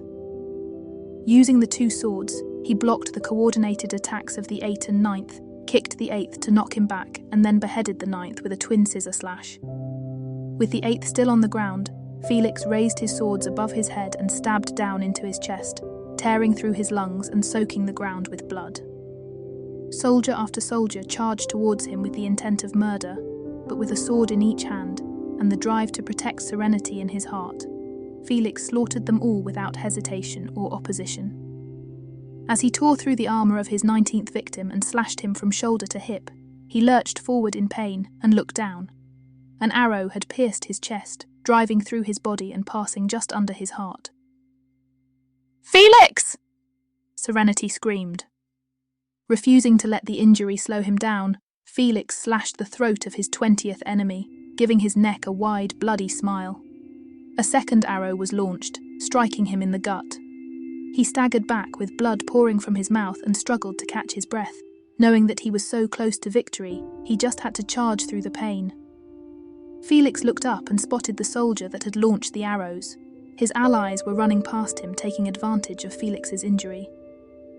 With what little strength he had, Felix stabbed the first that came close, managing to pierce his heart, but lacking the power to send it driving through the back of his armour. A third arrow was launched, stabbing him through his right lung. Barely able to stand on his feet, he could not stop the rest of the soldiers from delivering their attacks. With swords and spears, they stabbed him through the torso, attacking from all angles. With every organ torn to shreds, he shouted in frustration and vomited blood. Releasing one final roar, he swung his sword and beheaded the soldier right in front of him, then turned and stabbed the soldier to his side. Before he could deliver his final kill, the soldier behind him ripped his weapons free and stepped back, sending Felix crashing to the ground like a shattered tower. His mind falling into darkness and his body refusing to respond, Felix was unable to help Serenity as the soldiers grabbed her, tying her up and dragging the sobbing Nymph away. For the second time in his life, he had failed to protect what was important to him.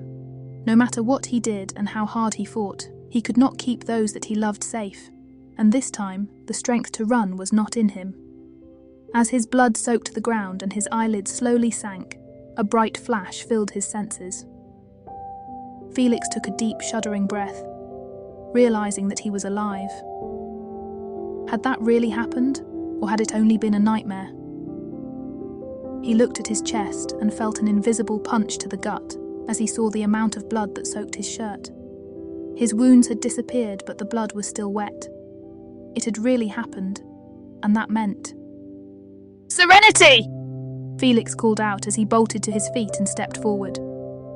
He was standing in the bloody clearing, surrounded by the slain Mycenaean soldiers. Without a moment's hesitation, he rushed over one of the bodies and retrieved the soldier's sword and shield. Wait, noble Trojan. Right now, a conversation can do you far more good than those weapons. Felix turned around, facing a man with clothes of silk and blonde hair, standing beside a chariot of solid gold that was hitched up to 4 horses made entirely of condensed fire. Felix's eyes had to be deceiving him, for there was no way the man that had saved his life could be who he thought he was. Is it possible? Are you really Helios? Well, I am certainly not that brat Apollo. I am indeed Helios, the titan of the sun and moon. I am also the father of serenity, as you well know. Felix turned away from him and began stripping the dead bodies of their armor. What do you think you're doing?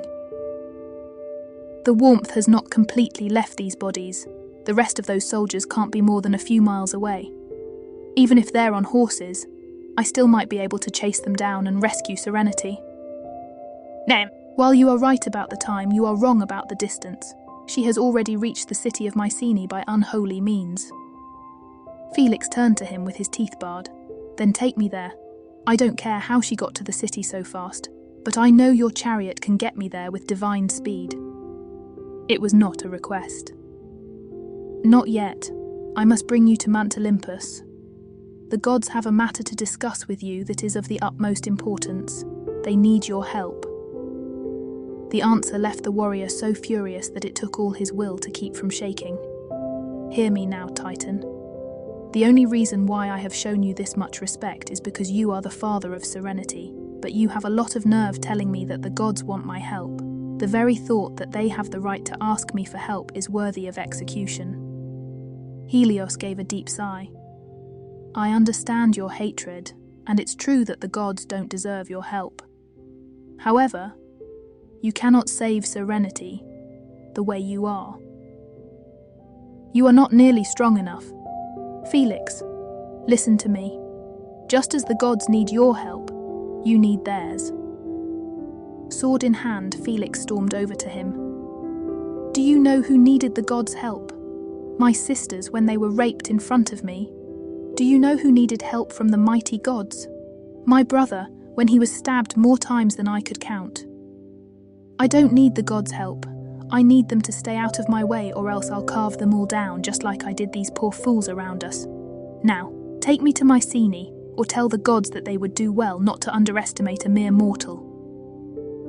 When Helios did not answer, Felix wordlessly turned away and retrieved the shield he had taken from one of the dead soldiers.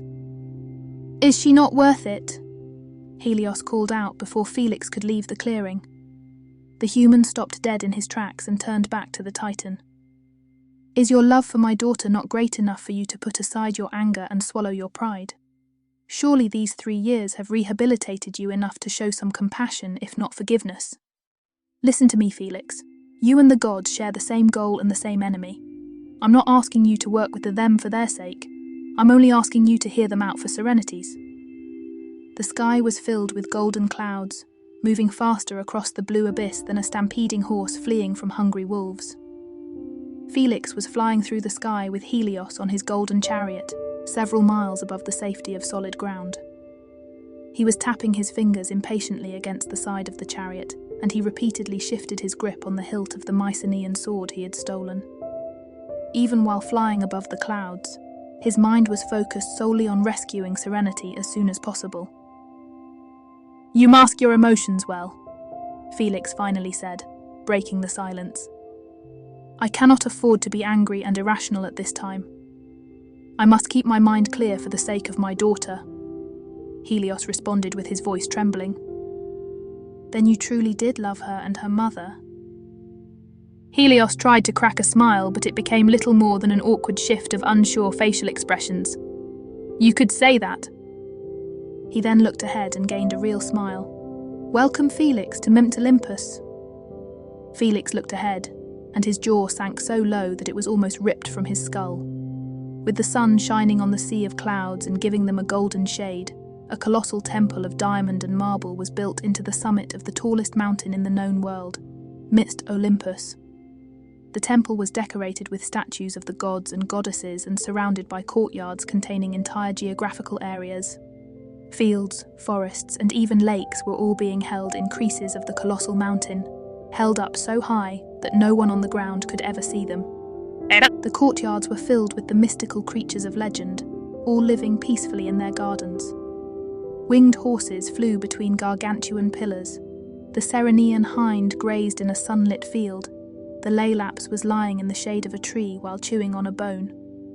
Several hundred phoenixes were all perched in a small forest, with each tree charred from the death and rebirth of the birds, and the Tumessian fox could see seen wandering among the cliffs. Helios and Felix passed through a towering gate of solid glass, and the golden chariot came to a halt on the marble floor. "Come with me, Zeus and the others need to speak with you." In utter astonishment at what he had seen, it took Felix a moment to shake himself awake and follow the Titan. Helios led him down a labyrinth of marble pillars to a large set of doors, both made of sterling silver. Helios opened the doors without touching them and brought him through.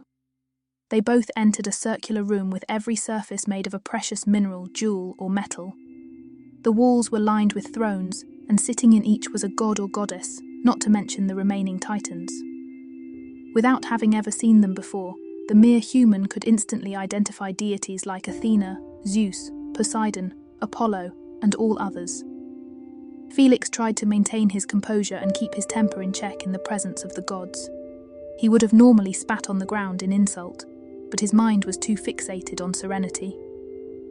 "Felix, last of the Trojans, welcome to Mount Olympus," Zeus said with a booming voice. He had white hair, a long beard, and a wreath around his head. He was so large that even the tallest warrior would have to stand on the back of a horse to match his height, and he was built with enough muscles to overpower an entire herd of oxen. "Don't mock me, Olympian. I fear you no more than I fear the hundreds of men I have slain. Helios said that you could help me rescue Serenity, and he said you need my help. Now give me what I need, or else I leave you on your own." Felix barked with unspeakable defiance. The gods and Titans stirred at the insulting tone but continued on. "We have brought you here because we all share a common enemy and a common purpose. We need your help, Felix," Poseidon said, as he spun his trident in his hand. Like Zeus, he had a long white beard and was heavily built, but his clothes were instead made of woven seaweed and on his head was a crown of coral. "What do you need my help with?" "You know of Agamemnon, correct?" Zeus asked. Felix's heart was instantly filled with rage, and his effort to stay calm immediately became useless. "Yes, the king of Mycenae. He controlled the war with Troy after Helen left the king of Sparta and fell in love with Paris. All because of your pathetic argument at the wedding of Thetis and Peleus. Like you, it is because of him that my family is dead." The war was never over his brother losing his wife or for political reasons. He was after an artifact within Troy, and the war was just a ruse to get it. He was so desperate to achieve his goals, he even murdered his own daughter and sacrificed her so that the winds would blow in his favor on the way, Zeus explained. "What artifact?" "The Palladium, the wooden statue of Pallas Athena that should have won Troy the war. It was enchanted to protect a city from enemies and ensure victory. It was why Troy lasted as long as it did." At the sound of her name, Felix turned and glared at the goddess Athena, trying to unleash all of his anger through his eyes.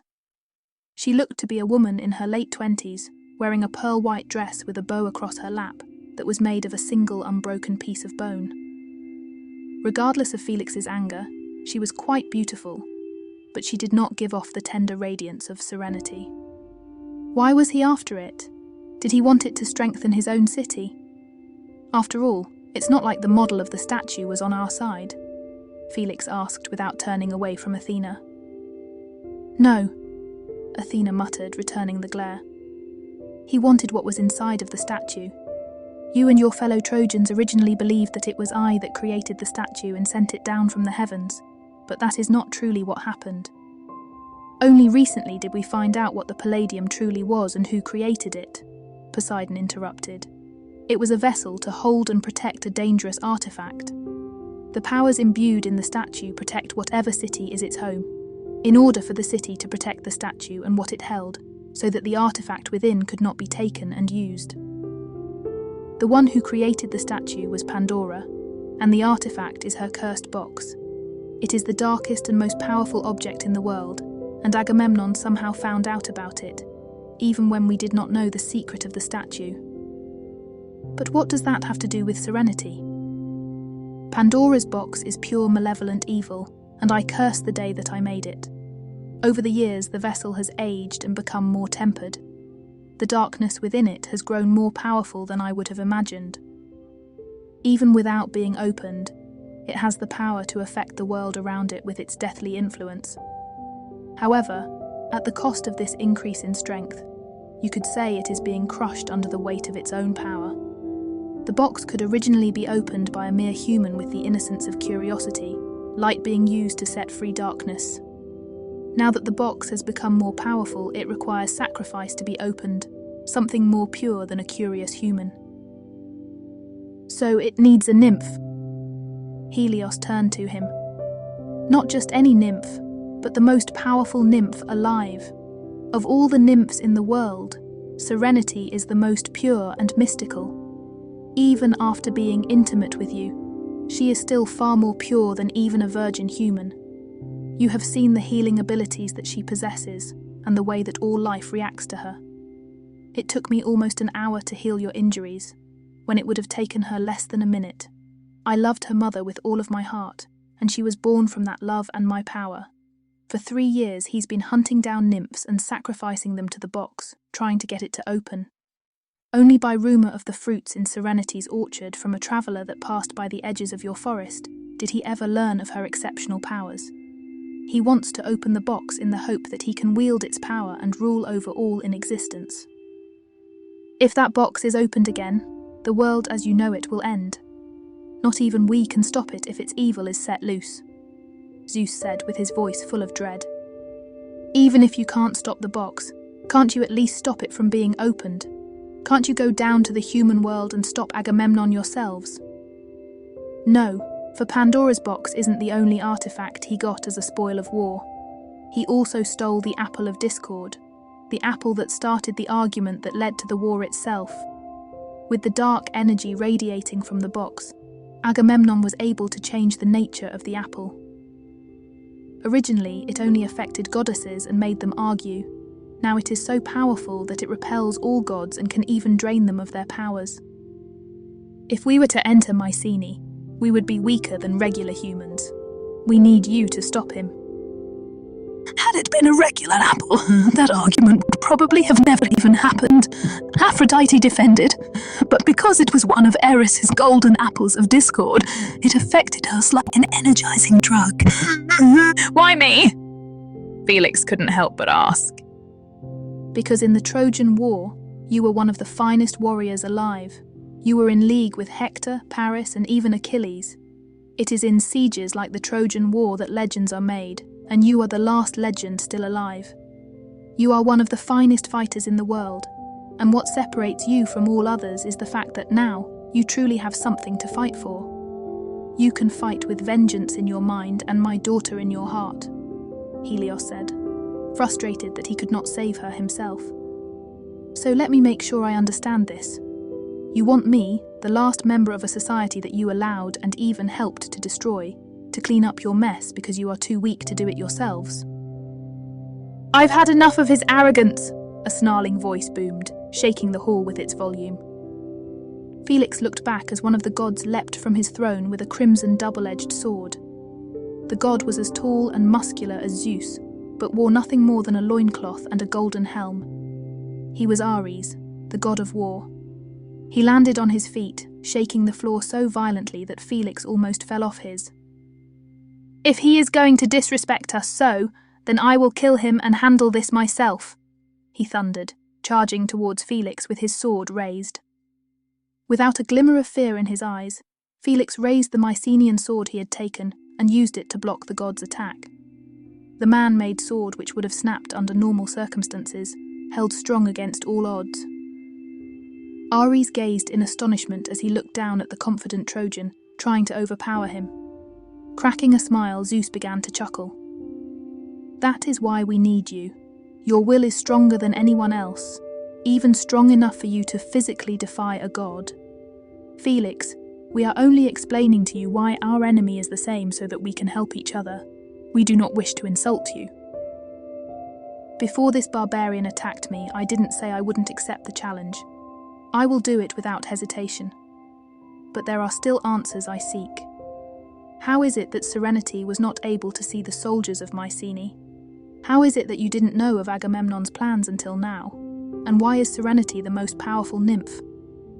First, because Agamemnon is a wretched thief, a coarse voice swore. Felix looked to the back of the room and saw a man step out of a shadow as dark as night.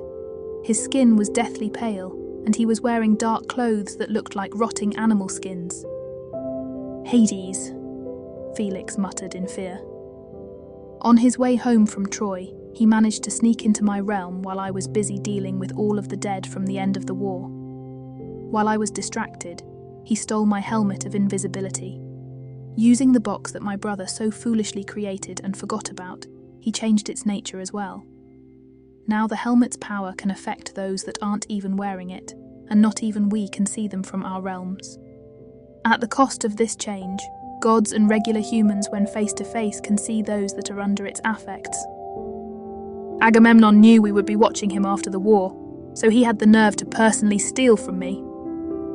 You will be facing the entire city of Mycenae on your own, but you will not be unarmed, Zeus beamed.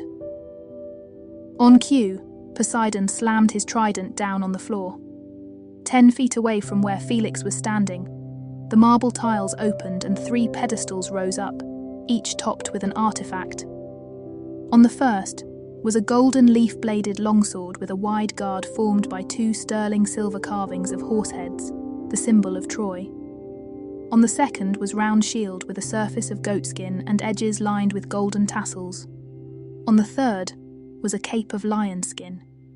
It is only fitting that you should use that sword.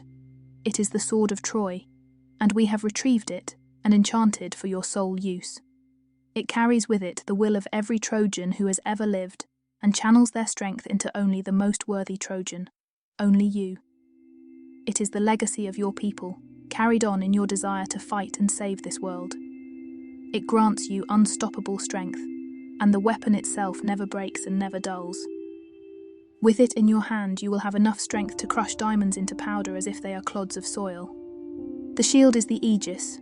It is layered with the hide of a goat from my foster mother, and I used it in my battle against the Titans. Like the sword, it will never break or sustain damage, so it will be your ultimate defense against the powers of Pandora's box. The cape is the Nemean lion hide, and it will increase your durability to the point where getting slammed in the chest with a warhammer wouldn't even crack a rib, and a sword slash across the back would barely draw a bead of blood. With these 3 artifacts, you will be able to fend off the armies of Mycenae when you storm the city, and you will be able to fight on even ground against Agamemnon with Pandora's box. What should I do with the artifacts in Agamemnon's possession after I defeat him? Use this, Hades said as he threw an object from a pocket of his cloak. Felix caught it and examined it closely. It was a scroll-sized metal spike, covered in incantations and topped with a small skull. Plant this in the ground or a wall and it will open up a portal to my realm. The apple of discord, Pandora's box, and my helm of invisibility will be pulled in, along with that damned thief. The helm will be back in my possession, the artifacts will be dropped in the river Styx and lost forever, and Agamemnon will burn for eternity in the darkest and fieriest depths of Tartarus. Just make sure you use it when the box isn't open and he isn't holding it, or he might able to stop it. So Felix, are you ready to slay Agamemnon? Zeus asked. In reply, Felix ripped off his blood-soaked shirt and put on the lion-skin cape.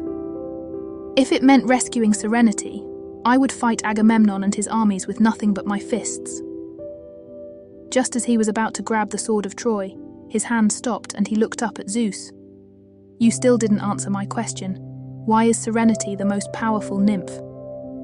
He looked around the room at the guilty expressions on the faces of the gods and titans. What aren't you telling me? He turned to Helios and grabbed the titan by the collar, an act of the greatest blasphemy. Tell me the truth! No words were spoken upon the order, and Felix was about to resort to drastic measures to get his answer. Serenity is not my true daughter. Helios finally admitted. Felix's eyes widened and his fist that was clutching the collar of Helios's tunic fell slack. What are you talking about? She is the daughter of you and your human lover. She said it herself. You and the woman you bedded fell into a deeper love than any you had experienced with another woman, and you loved Serenity more than all of your other children. I lied to her. I lied to keep her safe, hoping that the suppression of her secret would ensure her safety. She is not my daughter, my sister and I did not even give her the power of outsight, but we are of the same blood and I truly loved her as if she were my own. The Trojan stepped back and looked around at the gods and titans seated throughout the council chamber. Then who among you is her mother or father? A nymph cannot be born without divine blood. But I know that no pair among you are her parents, for I know that there is human blood within her as well. Her parents are no longer living, Zeus explained, as her father was killed soon after her birth, and her human mother died of old age while raising her and keeping her company. Her father was a titan, much like myself, but he is one that is not heard of in any legend or mythology. His name was Untouched, the unknown child of Gaia and Eros. Felix was nearly brought to his knees by the sheer gravity of the spoken names. This went beyond gods and titans. They were now speaking of the birth of the universe itself from the chaos. Gaia, the primordial deity of the earth, and Eros, the primordial deity of love. These two were of the exclusive class of entities, neither god nor titan, but the origin of the two generations. With Tartarus as the third and deity of the underworld, Erebus as the fourth and deity of empty darkness, and Nyx as the fifth and deity of night. They were entities that gave birth to the world and brought forth the titans. Having studied the legends and myths of the gods, Felix was well versed in the stories of the five but had never heard of Gaia and Eros having a child. Are you really telling me that Serenity is the lost granddaughter of Gaia and Eros? Can her secret really stretch all the way back to creation itself? Anu-Upiok was killed by Uranus as vengeance against Gaia for his castration, Helios said with sadness and regret in his heart. But he lived just long enough to ask me to take care of his daughter, who is the most beautiful nymph to ever be born. From then on, I helped his human bride raise Serenity in your orchard. Anu-Upiok was the combination of the vitality and fertility of Gaia and the love and passion of Eros, and he passed that power onto his nymph daughter, a true life-giving deity of the sacred feminine. The power of outsight was never my gift to her. It was an ability she inherited from Gaia. She said that it is the ability so see everything under the sun and moon, because she thought Selene and I shared our powers with her. But in reality, she has the ability to see everything on the planet, as her power originates from the earth deity Gaia herself. She is the light of this world, the very carnation of life and love. Even as a nymph with human weaknesses, she is just as divine as any of us, but we kept this secret from her. Felix was breathing heavy as everything he knew about the woman he loved was finally brought together. Serenity dangled naked in the Mycenaean throne room, hanging from a chandelier by her wrists. Sitting on the floor below her was a goblet, half full of her tears. She was wrapped in a glowing aura that was protecting her from the toxicity of the world outside her forest. But that wasn't all it was protecting her from. Agamemnon was sitting in his throne with his hand over the skull-sized jet-black vessel of Pandora. The box emitted a dark fog and the sound of deep chanting. Under normal circumstances, prolonged exposure to the box would result in death. But Agamemnon had kept the vessel around him for so long that his body had almost adapted to its evil. However, anyone that looked at him would know he was experiencing heavy negative affects. His skin was deathly pale in contrast to the black, swollen veins that bulged just below the surface. His hair was little more than scraggly white wire, while his eyes had an icy blue shade, but were so sunken in his skull that it gave him a demonic gaze. He hadn't slept in over a year and his blood was dark and thick with sickly evil, but his strength was far beyond human limitations, and his endurance was in whole other leagues. He was no longer living, but neither was he dead. He was a dark abomination. Up above his throne were the Apple of Discord and Helmet of Hades, both twisted by the power of Pandora's box and protecting Agamemnon from the sight and wrath of the gods.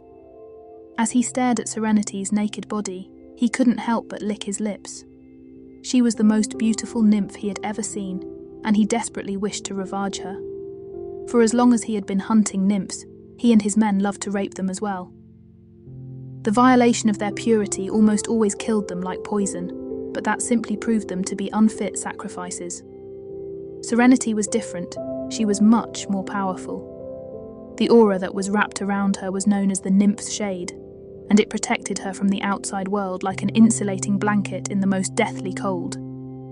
Nymphs could never leave the place they were born, but if they did or were taken away, they would keep death at bay until their return with the Nymph's Shade. But Serenity's shade had taken a whole other purpose. It was protecting her from touch. The second that Serenity had been captured, the Mycenaean soldiers had tried to ravage her, but were frustrated with the discovery that they could not touch her skin. The energy of her nymph's shade had condensed and hardened into a solid membrane that was as hard as glass and strong enough so that it could not be broken. Her skin could not be touched in any way, meaning that she could not be violated.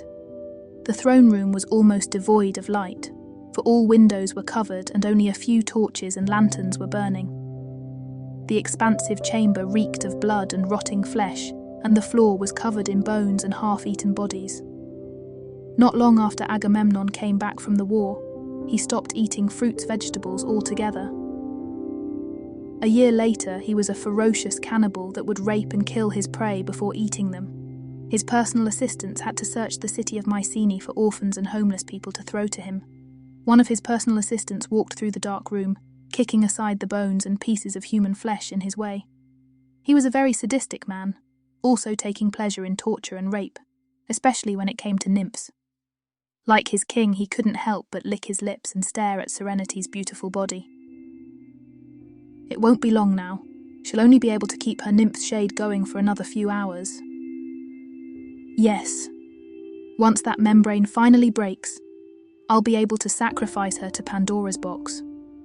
Of all the nymphs in the world, she is the one that will be able to open it. Agamemnon chuckled.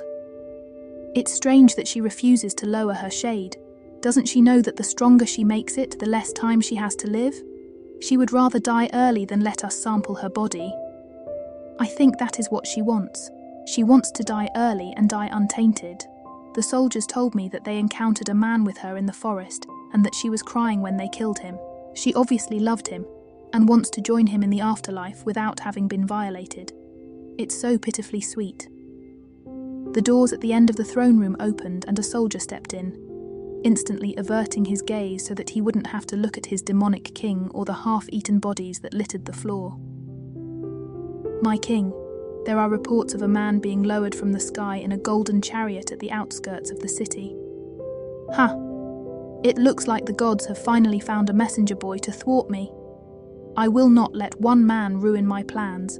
Send every soldier in the city to kill him. I want you to bring me his severed head so that I can force this nymph to look into the eyes of the man who died for her.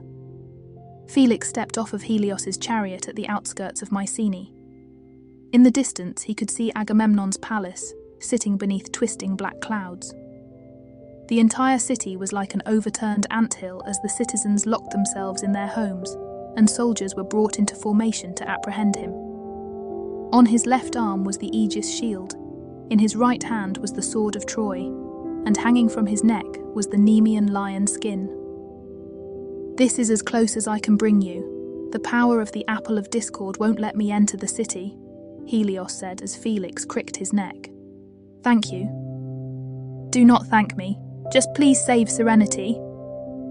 The Titan nodded before taking off. Felix nodded in return and turned back to the city. Agamemnon! He roared at the top of his lungs. He then bolted forward, sprinting into the city as fast as he could.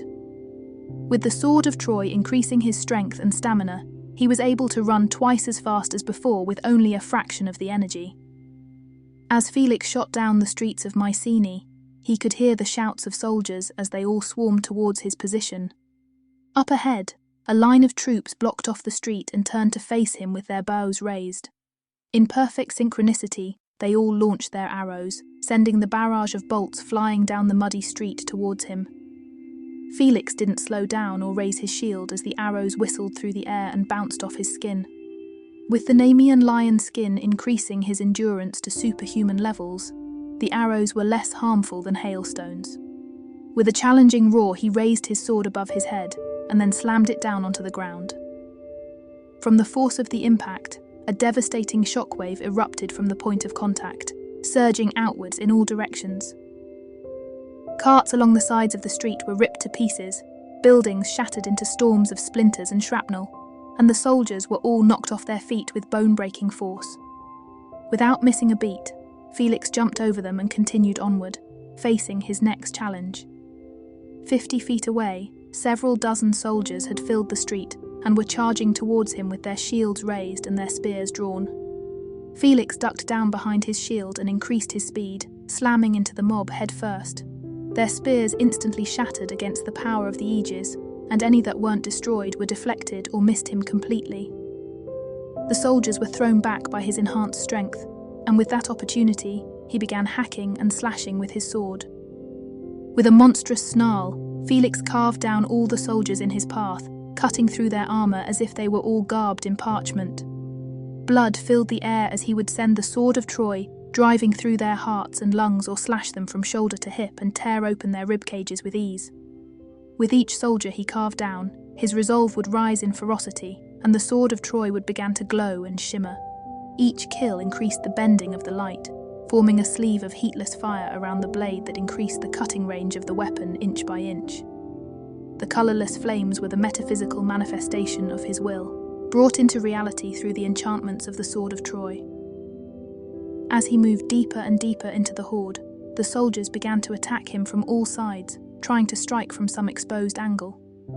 While his magic-enhanced skin protected him from harm, few could even make it past his sword and shield as he fought with every last drop and shred of experience from the Trojan War.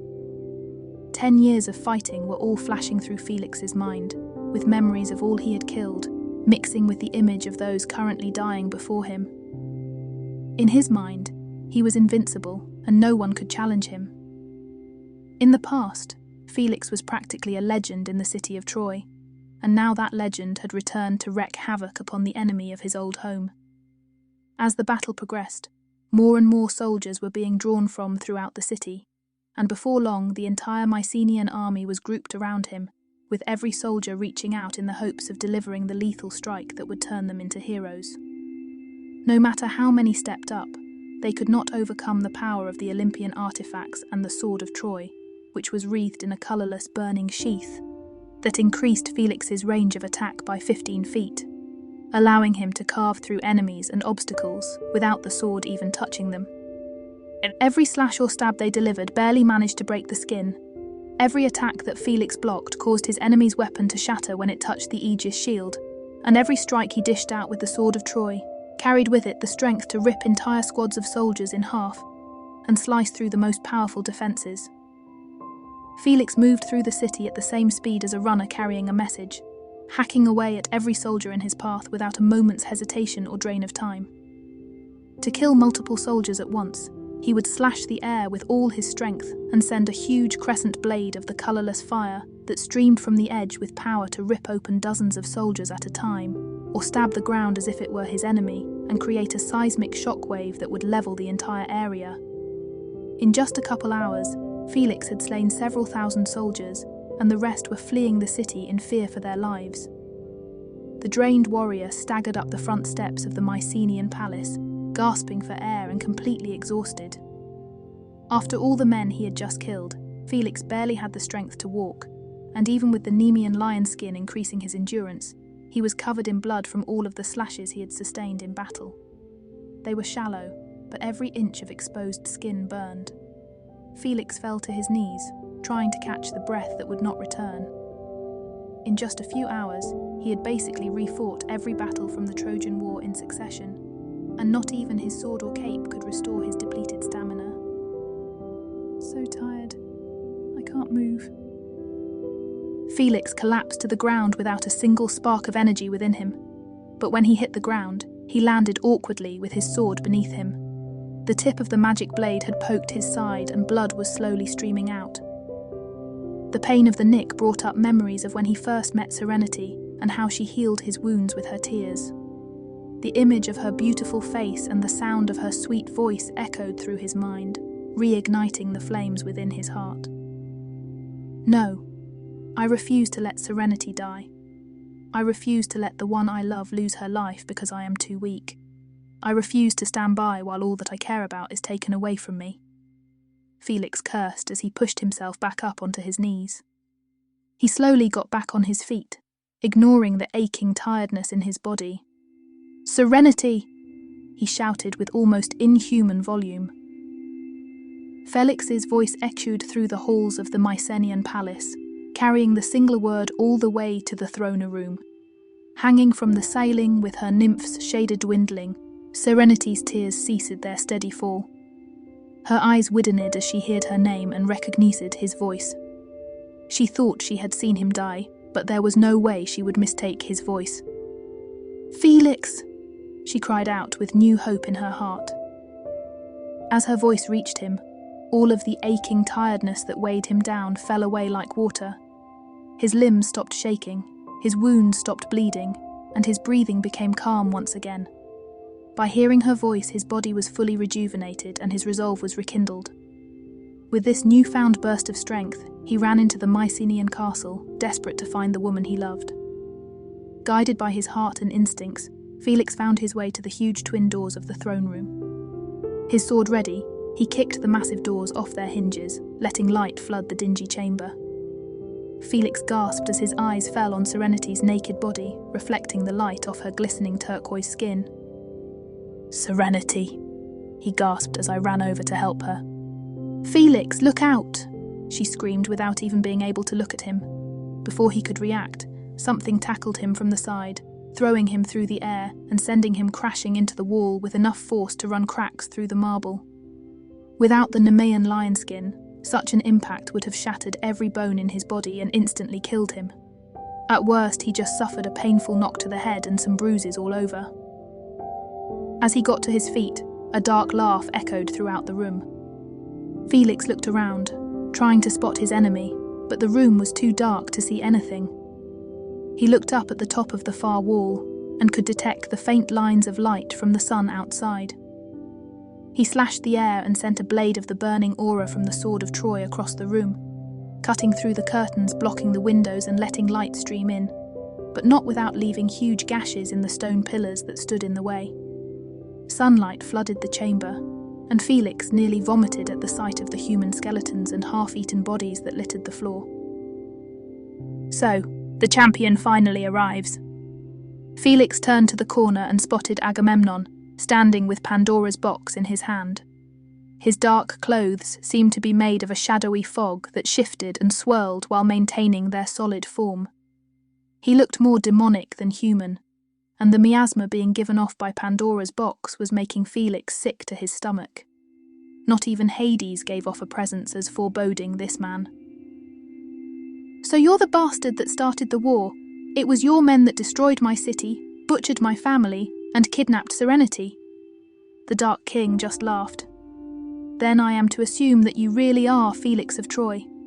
During the war, I had a bounty put out on your head, and even after the Night of the Horse, that bounty was never collected. I thought that you had fled the city or were just killed in a fire. Once I heard the reports of you slaughtering all of my soldiers, I knew that of the handful of people in the world with such skill, it was you. How fitting is this? The last Trojan versus the king of Mycenae, fighting over the most powerful nymph and the future of this world." Felix pointed his sword at him. "Enough. You are no longer fit to walk among the living. You have ruined the lives of countless innocent people and endangered the world. I will kill you once and for all."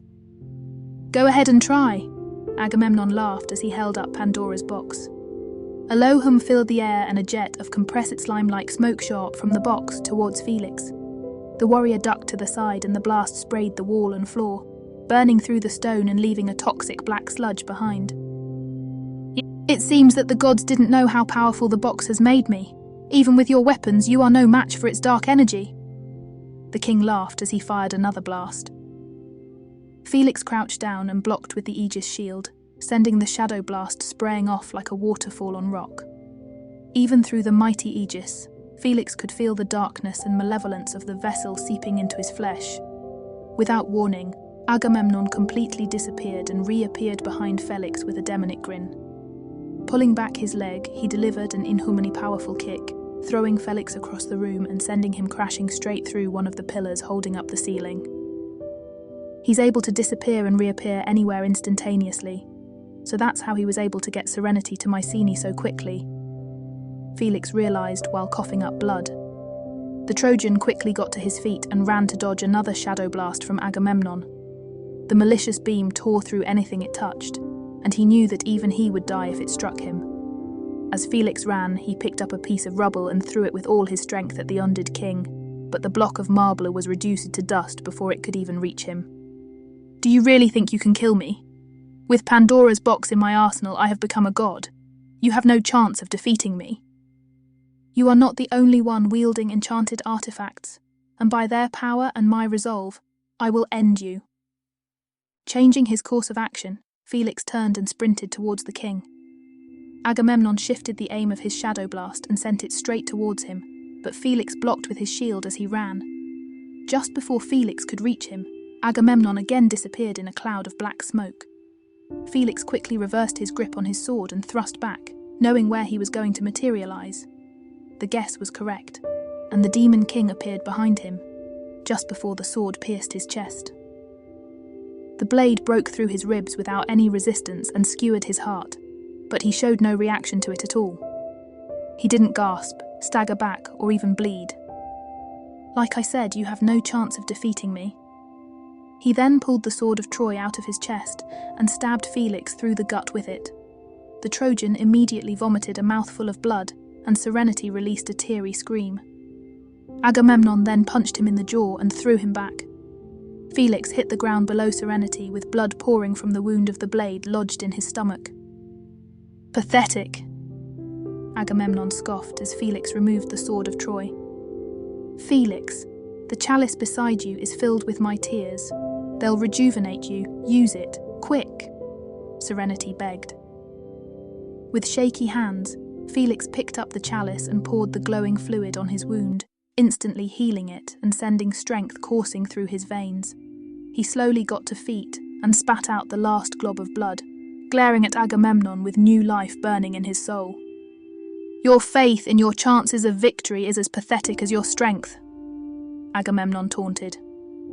For the first time, Felix cracked a smile. "It's too soon for you to gloat, Agamemnon." The Dark King scowled at the warrior's defiance and let loose an audible growl. "And what makes you think you can defeat me when this brief fight has been nothing but a tragic play of failure? How can you possibly win when this fight is worlds away from being considered an even match?" "That's where you're wrong. The battle hasn't even started yet. That was all just the warm-up for me to study you. Serenity's tears have restored my strength and health, and I've been watching your movements since I first laid eyes on you. I've wised up to your techniques. You fought me when I was exhausted, but now I am far more powerful than before, and the tides of the battle have changed." He then pointed his sword at the king with his body as still as a statue, lacking a single tremor of fear or tiredness. "Prepare yourself, Agamemnon, because now we fight with our lives on the line and on an equal playing field." Up above him, a look of pride lit up Serenity's beautiful face, and her nymph's shade grew in radiance, fueled by her faith in Felix. "Do it, my love," she whispered. With his smile glowing with confidence, Felix bolted towards Agamemnon and tried to deliver a slash across the chest. Agamemnon disappeared, and without missing a beat, Felix turned around and delivered a powerful kick to the back. Left corner of his reach, striking Agamemnon right where he predicted.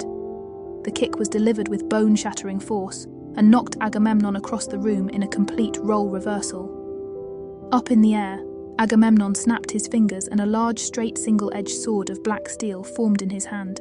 He landed against the wall in the upper corner of the chamber and quickly jumped off, rocketing back towards Felix with enough power to send cracks through the marble. Without losing his smile, Felix blocked the attack with the Aegis shield, and the floor beneath him was shattered as the king's momentum was transferred to him. Agamemnon jumped back and then pounced with his sword above his head, but Felix blocked the attack with the sword of Troy and counterattacked by slamming the Dark King in the face with the edge of the aegis, shattering his jaw. Seemingly unaffected by the attack, Agamemnon let go of his sword and delivered a devastating punch to Felix's stomach, all without the weapon even separating from the sword of Troy before he retrieved it. Felix was forced back with blood spurting from his mouth, but thanks to his lion cape, he was able to recover fast enough to block a second slash from Agamemnon. Staring his enemy down, Felix spat in Agamemnon's face, blinding him with a splatter of blood. The king staggered back to clear his eyes, granting Felix the chance to slash him from shoulder to hip, tearing open his chest and revealing the decomposing organs within. With a demonic roar, Agamemnon bolted forward and began pelting Felix with a barrage of repeating erratic stabs, lashing out with inhuman speed and barely giving Felix enough time to block with the aegis. As he attacked, his torso mended itself with the power of Pandora's box, making the rotting flesh merge back together. I've never seen an injury heal with that sort of speed, save for when Serenity healed my own. If I have any chance of killing him, I need to hit him hard and then keep hitting him, Felix thought as he desperately swung his shield from side to side to block Agamemnon's stabs. With an idea forming in his mind, he jumped back to give himself some distance and then swung his sword down with all the strength in his body. The sword of Troy was brought down with a roar equal to a bolt of lightning from Zeus, and it launched a wave of glassy flames, transforming Felix's will into a solid attack. The crescent silver aura struck Agamemnon across the chest with enough force to knock him through the air and leave an arm-sized laceration that sent a foaming cloud of coagulated blood. Had he been a normal human, Agamemnon would have been sliced in half, without any chance to stopping or even slowing the blast. Moving so fast that it seemed like he was skating over the ground like an eagle over water, Felix sprinted towards Agamemnon with an animalistic snarl, reaching the king before he could stop himself from flying back or recover. Felix gave a loud roar and slashed the floor with devastating power, grinding through the stone and mortar in an uppercut slash. The sword broke free of the floor right beneath Agamemnon, and the king was blinded as Felix's insurmountable strength was transferred to the floor in a deafening explosion. With the force of the sword striking it, the floor erupted like a volcano, blasting Agamemnon with well over 100 pounds of stone, each shard striking with bone-shattering force. Agamemnon was tossed high into the air, limp as a rag doll. Shattering the floor with his dismount, Felix leapt up, hoping to deliver the finishing blow. Up in mid-air, Agamemnon turned around with a maniacal grin and delivered a seismic kick before Felix could attack, sending the hero rocketing through the air and crashing straight through a line of pillars before slamming into the wall. Hung up in a vertical crater high above Agamemnon's throne, Felix coughed up a mouthful of blood from the 3 broken ribs and agonizing internal pummeling that the impacts had caused him. He shook aside his pain as Agamemnon disappeared in a cloud of black smoke and reappeared right in front of him with Pandora's box held out. The Trojan warrior had just enough time to raise the aegis and shield himself as a torrent of dark energy surged from the box like a geyser. Outside, the people of Mycenae who had come out of hiding stared in horror and amazement as a beam of black flames burst out of the side of the castle, surging out like a horizontal tornado. Back in the throne room, Felix fought against the blast with all of his strength as it pushed against him like a flood. The potency was diluted by a much greater diameter than the earlier blasts, but the aegis wasn't large enough to protect his body, meaning that his biceps, shins, and the edges of his head were exposed to the malevolent energy. He gritted through the agony of the darkness, tearing at his flesh and burning his hair like crackling flames, mentally thanking the Nemean lion skin for keeping him alive so far. He was standing in a tunnel carved through the wall, and losing his footing would mean getting thrown back like a leaf in a hurricane and likely annihilation. With a roar of determination, he pulled his shield aside out of desperation, exposing his entire body to the blast. Gritting his teeth through the feeling of standing in a river of burning oil, Felix blindly swung his sword. The blast instantly stopped and Felix clicked his tongue with a grin as Agamemnon's severed hand fell down to the floor, still holding Pandora's box. Terrified by the loss of his power, Agamemnon dropped down to the floor to retrieve his hand. As he reattached it to the bloody stump of his arm and bonded himself once again to Pandora's box, Felix took a moment to catch his breath and recover from the light burns that stretched across most of his body. If Agamemnon hadn't lessened the strength of the blast by increasing its diameter, there was no way he would have survived so much exposure. Just as he finished catching his breath, Agamemnon materialized behind him and delivered a powerful slash of his sword.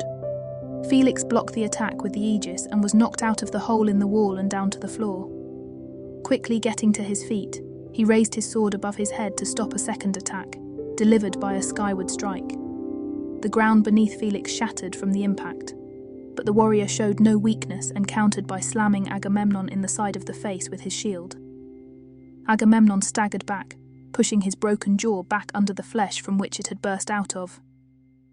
"I must admit, I've never had a challenge like this since seizing Pandora's box. You're pushing me to my limits and letting me truly test this undead body of mine. You really are my equal, but not for long." He then cackled as he raised Pandora's box above his head and slammed it down onto the ground. In a single instant, Felix was thrown across the room by an explosion of black flames, streaming from the point of contact of the box and the floor. He crashed into a support pillar, striking it with enough force to destroy the base and send the marble pillar column down on him. "Felix!" Serenity cried out. With a smug grin, Agamemnon stepped out of the black flames, while in the corner of the room, the pile of rubble on top of Felix began to shake. The largest intact section of the column rose and Felix came into view. He was holding up the pillar with the aegis having fallen off his arm and his sword beside him. Like the sword, he was wreathed with colourless flames. Agamemnon's ghostly face further paled as he realised that the sword of Troy was resonating with Felix, providing him with power without even making contact. Growling in anger, Felix leaned back and then tossed the 10-ton pillar of marble as if it were a wooden board. Agamemnon just sneered at the stone behemoth flying towards him and was engulfed in a mantle of black flames. The pillar collided with him like a bull slamming into a cat, but was instantly obliterated by the black flames, never even managing to come in contact. Hiding behind the flying column, Felix pounced on Agamemnon with his sword in hand and lion cape billowing. Agamemnon lost his smile as the warrior came into view behind the last layer or marble, and could do nothing to protect himself as he received a dynamic slash straight down the side of his chest, cutting right through ribs and decaying muscle with little effort. Agamemnon cursed and staggered back with tar-like blood oozing from the wound, while Felix was forced to catch his breath. The two enemies faced each other, panting heavily with their swords in hand. "This is the fight that legends are made of. This is the fight that shall be retold for centuries to come." Agamemnon laughed with his wound stitching itself up. Felix scowled and spat out a mouthful of blood. "The only thing that will be told is how the last Trojan overthrew the dark warlord Agamemnon and brought an end to his plans. Your evil ambitions end here, even if we both have to end with them. Let's finish this battle once and for all," he shouted as glassy flames reached out from the sword of Troy. "That sounds good to me," Agamemnon cackled as thick smoke billowed from his. Lunging, both fighters swung their blades and an earth-shaking shockwave clapped from the strike of the two edges, with the powers of the sword of Troy and Pandora's box grinding together with an ear-splitting scream.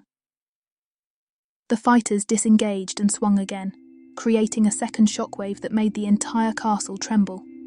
Again and again, they lashed out and locked blades, moving at inhuman speeds and sending fountains of white and black sparks into the air with each devastating impact. Serenity watched in amazement as the two enemies turned into a cascade of blurs as their speed increased with each clash.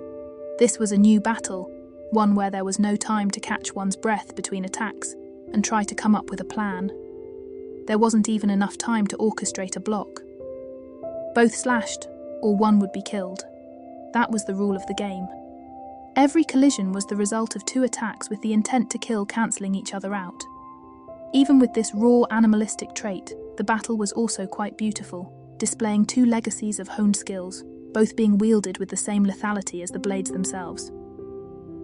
Experience, training, and mastery of swordplay were all being laid out like cards at speed so great that they seemed more like mere instinctual flares. But every movement contained a lifetime of knowledge, all subconsciously played out without any time to notice it. The fight was a complete stalemate, with neither warrior refusing to give up or use even the slightest inferior move. Every action was mastercrafted, and they were all cancelling each other out with a parallelism not seen in the natural world. This was a fight that would either end in moments in a draw, or continue onwards until the fighters themselves aged to dust. Gripping the handle with both hands, Felix raised the sword of Troy above his head and brought it down with all of the strength in his body. To counter, Agamemnon swung from the side at eye level. The two blades struck as they had over 100 times before, but this time, in a deafening crash, Agamemnon's sword of unholy steel shattered like glass. With black shards flying past his face, Felix grinned in the realization that victory was his. But before he could recover from the inertia of his cleave, Agamemnon made a desperate move and slammed him in the chest with Pandora's box. Time seemingly stopped for Felix as hung there, suspended with the vessel pressed against his ribcage and his sword landing on the floor with a loud clatter. His whole body was ice cold and he couldn't breathe. He was completely paralyzed and more terrified than ever before in his life. He felt like a young child facing a pack of rabid wolves. After what to him felt like an entire year, the icy chill that filled his body like poison was replaced with burning anguish. The pain Felix was feeling went beyond his wildest nightmares, with the sensation of molten ore running through his veins and thorny vines strangling his body, and then being ripped away like bandages caked in dried blood. In his mind, Felix could not hear his own thoughts over the chorus of blood-curdling screams that echoed through his consciousness, and could not look away from the horrifying images that seemed to be playing behind his eyelids.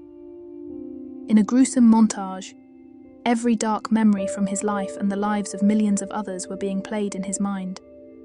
He was watching the scene of his family being slaughtered, watching soldiers butcher each other in ancient battles long since past, women and young girls sobbing as they were brutally raped by criminals, animals and slaves being tortured for the amusement of their masters, and the worst acts imaginable all being committed right before his tear-filled eyes. Finally, after the feeling of years of agony, he was thrown off of Pandora's box by the force of Agamemnon's attack. Flying across the room, he hit the ground like a ragdoll and skidded to a halt, unable to get up. He was gasping for air and trembling from the horrors he just witnessed and was struggling to maintain his sanity. Lying on the floor, his ravaged mind was flooded with fear and doubt. That's the evil of Pandora's box. How can so much malevolence and malice be contained in such a small vessel? How can Agamemnon possibly wield and endure an object as cursed and wretched as that one? How can I possibly stand up against someone and something so twisted and... His thoughts were all silenced as a drop of water fell and landed on his forehead.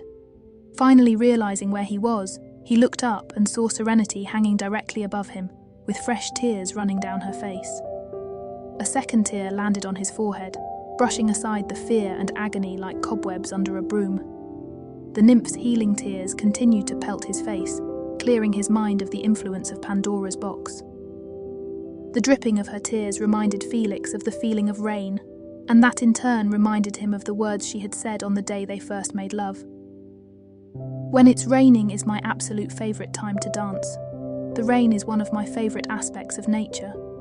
No matter how bad things may be, when the rain begins to pour, all the sadness and grief in the world is washed away. It's just so pure and soothing. And when I dance, I feel like I can release my soul and let the rain wash it the way it washes the land. He whispered, quoting her.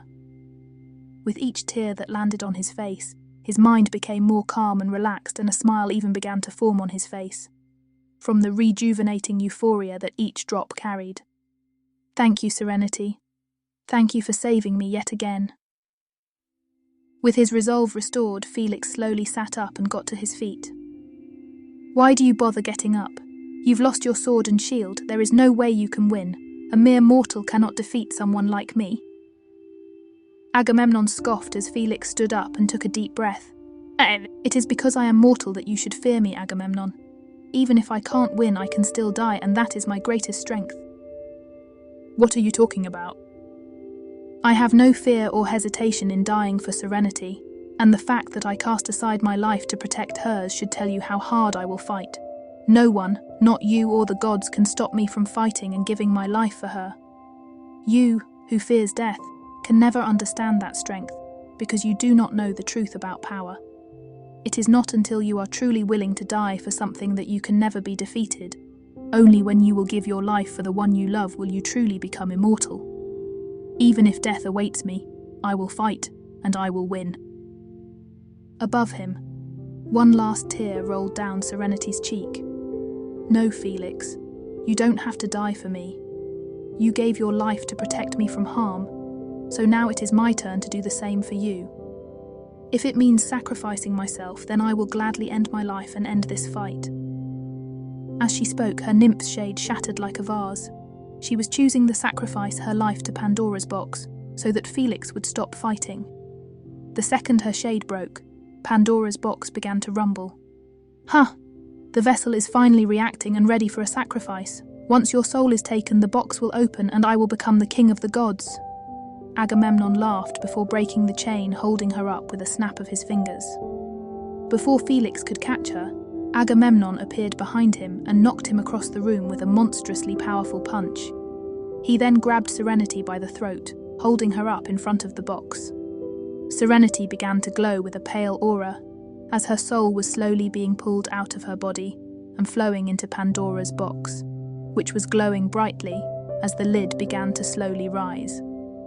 I won't let you take her from me, Felix howled as he got to his feet and ran over.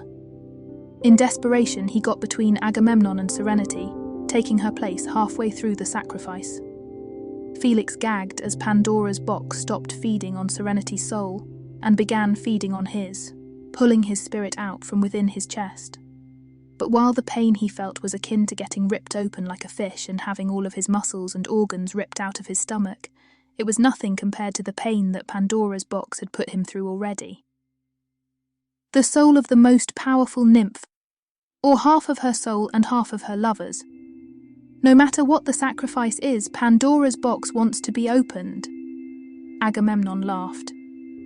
Up in the sky, jet-black storm clouds blocked out the sun and began to spin above Mycenae, and every plant around the city turned grey with death. Finally, the lid flung open, and everyone was tossed in opposite directions by the unholy force it set loose. Felix was thrown against one wall with Serenity in his arms, and Agamemnon was thrown against the other. Pandora's box hovered in the air with black and crimson flames streaming out of the small vessel with a pressurized scream. The storm above Mycenae spread out, crossing hundreds of miles every minute. Up on Mount Olympus, all the gods combined their strength to try and stop the evil tempest, but the power of the box could not be denied. The power of darkness is now in my control. Come to me, vessel. Come to your master. Agamemnon boomed, holding out his clawed hands. Regardless of the command, the box stayed in position, continuing to let evil stream out. His smile disappeared as he realized that the box was no longer following his orders. Unless he got to it and reasserted his control before the lid became permanently lifted, he would become a victim to its power as well. Completely unaware of what was going on outside their embrace, Felix sat against the wall with Serenity in his arms, the two lovers holding each other as tightly as possible, having before thought they would never see or touch each other again. Both wanted to cry in the joy of finally being able to feel each other as they murmured the love they felt, but no tears would fall. Felix, I'm so sorry. I just didn't want you to die for me again.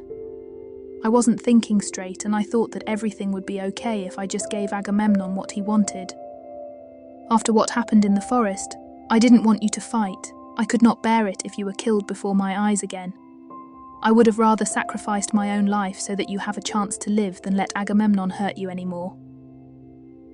Felix just held her in his arms, savouring her warm touch. He had a small smile on his face at her words and lifted her chin so that he was looking into her eyes. You pretty little fool, did you really think I was going to stand by while you gave your life to save mine? We both live or we both die. I will not allow anything else. Do not worry about me or any pain that I must endure to protect and rescue you. I just fought through the armies of Mycenae single-handedly, but that is only a small task compared to what I would do to keep you from getting so much as a scratch. I'm sorry I wasn't able to protect you. At least now we can die together. No, I am not going to let us die. We still have a life to live together. We have to get back to the orchard. There are still so many beautiful days to enjoy, so many sweet fruits to savour, and so many times we still need to make love. No, Felix, I am not long for this world. My nymph's shade has been broken, and even now I can feel what is left of my soul being extinguished, she said with her voice getting softer and softer. Then I will stop Agamemnon here and now, and carry you back to our home, even if I have to run faster than the greatest horse. I am not going to let you die. I refuse to let that happen. You told me once that it was not time for me to leave this world, and that I still had a life to live.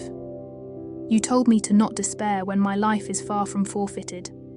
Now I'm saying it to you. Hold on so that we can live together. Just wait, and we will be home before you know it. She closed her eyes and became silent as he slowly laid her down on the floor. With his whole body shaking and exhausted, Felix slowly got to his feet and began staggering forward.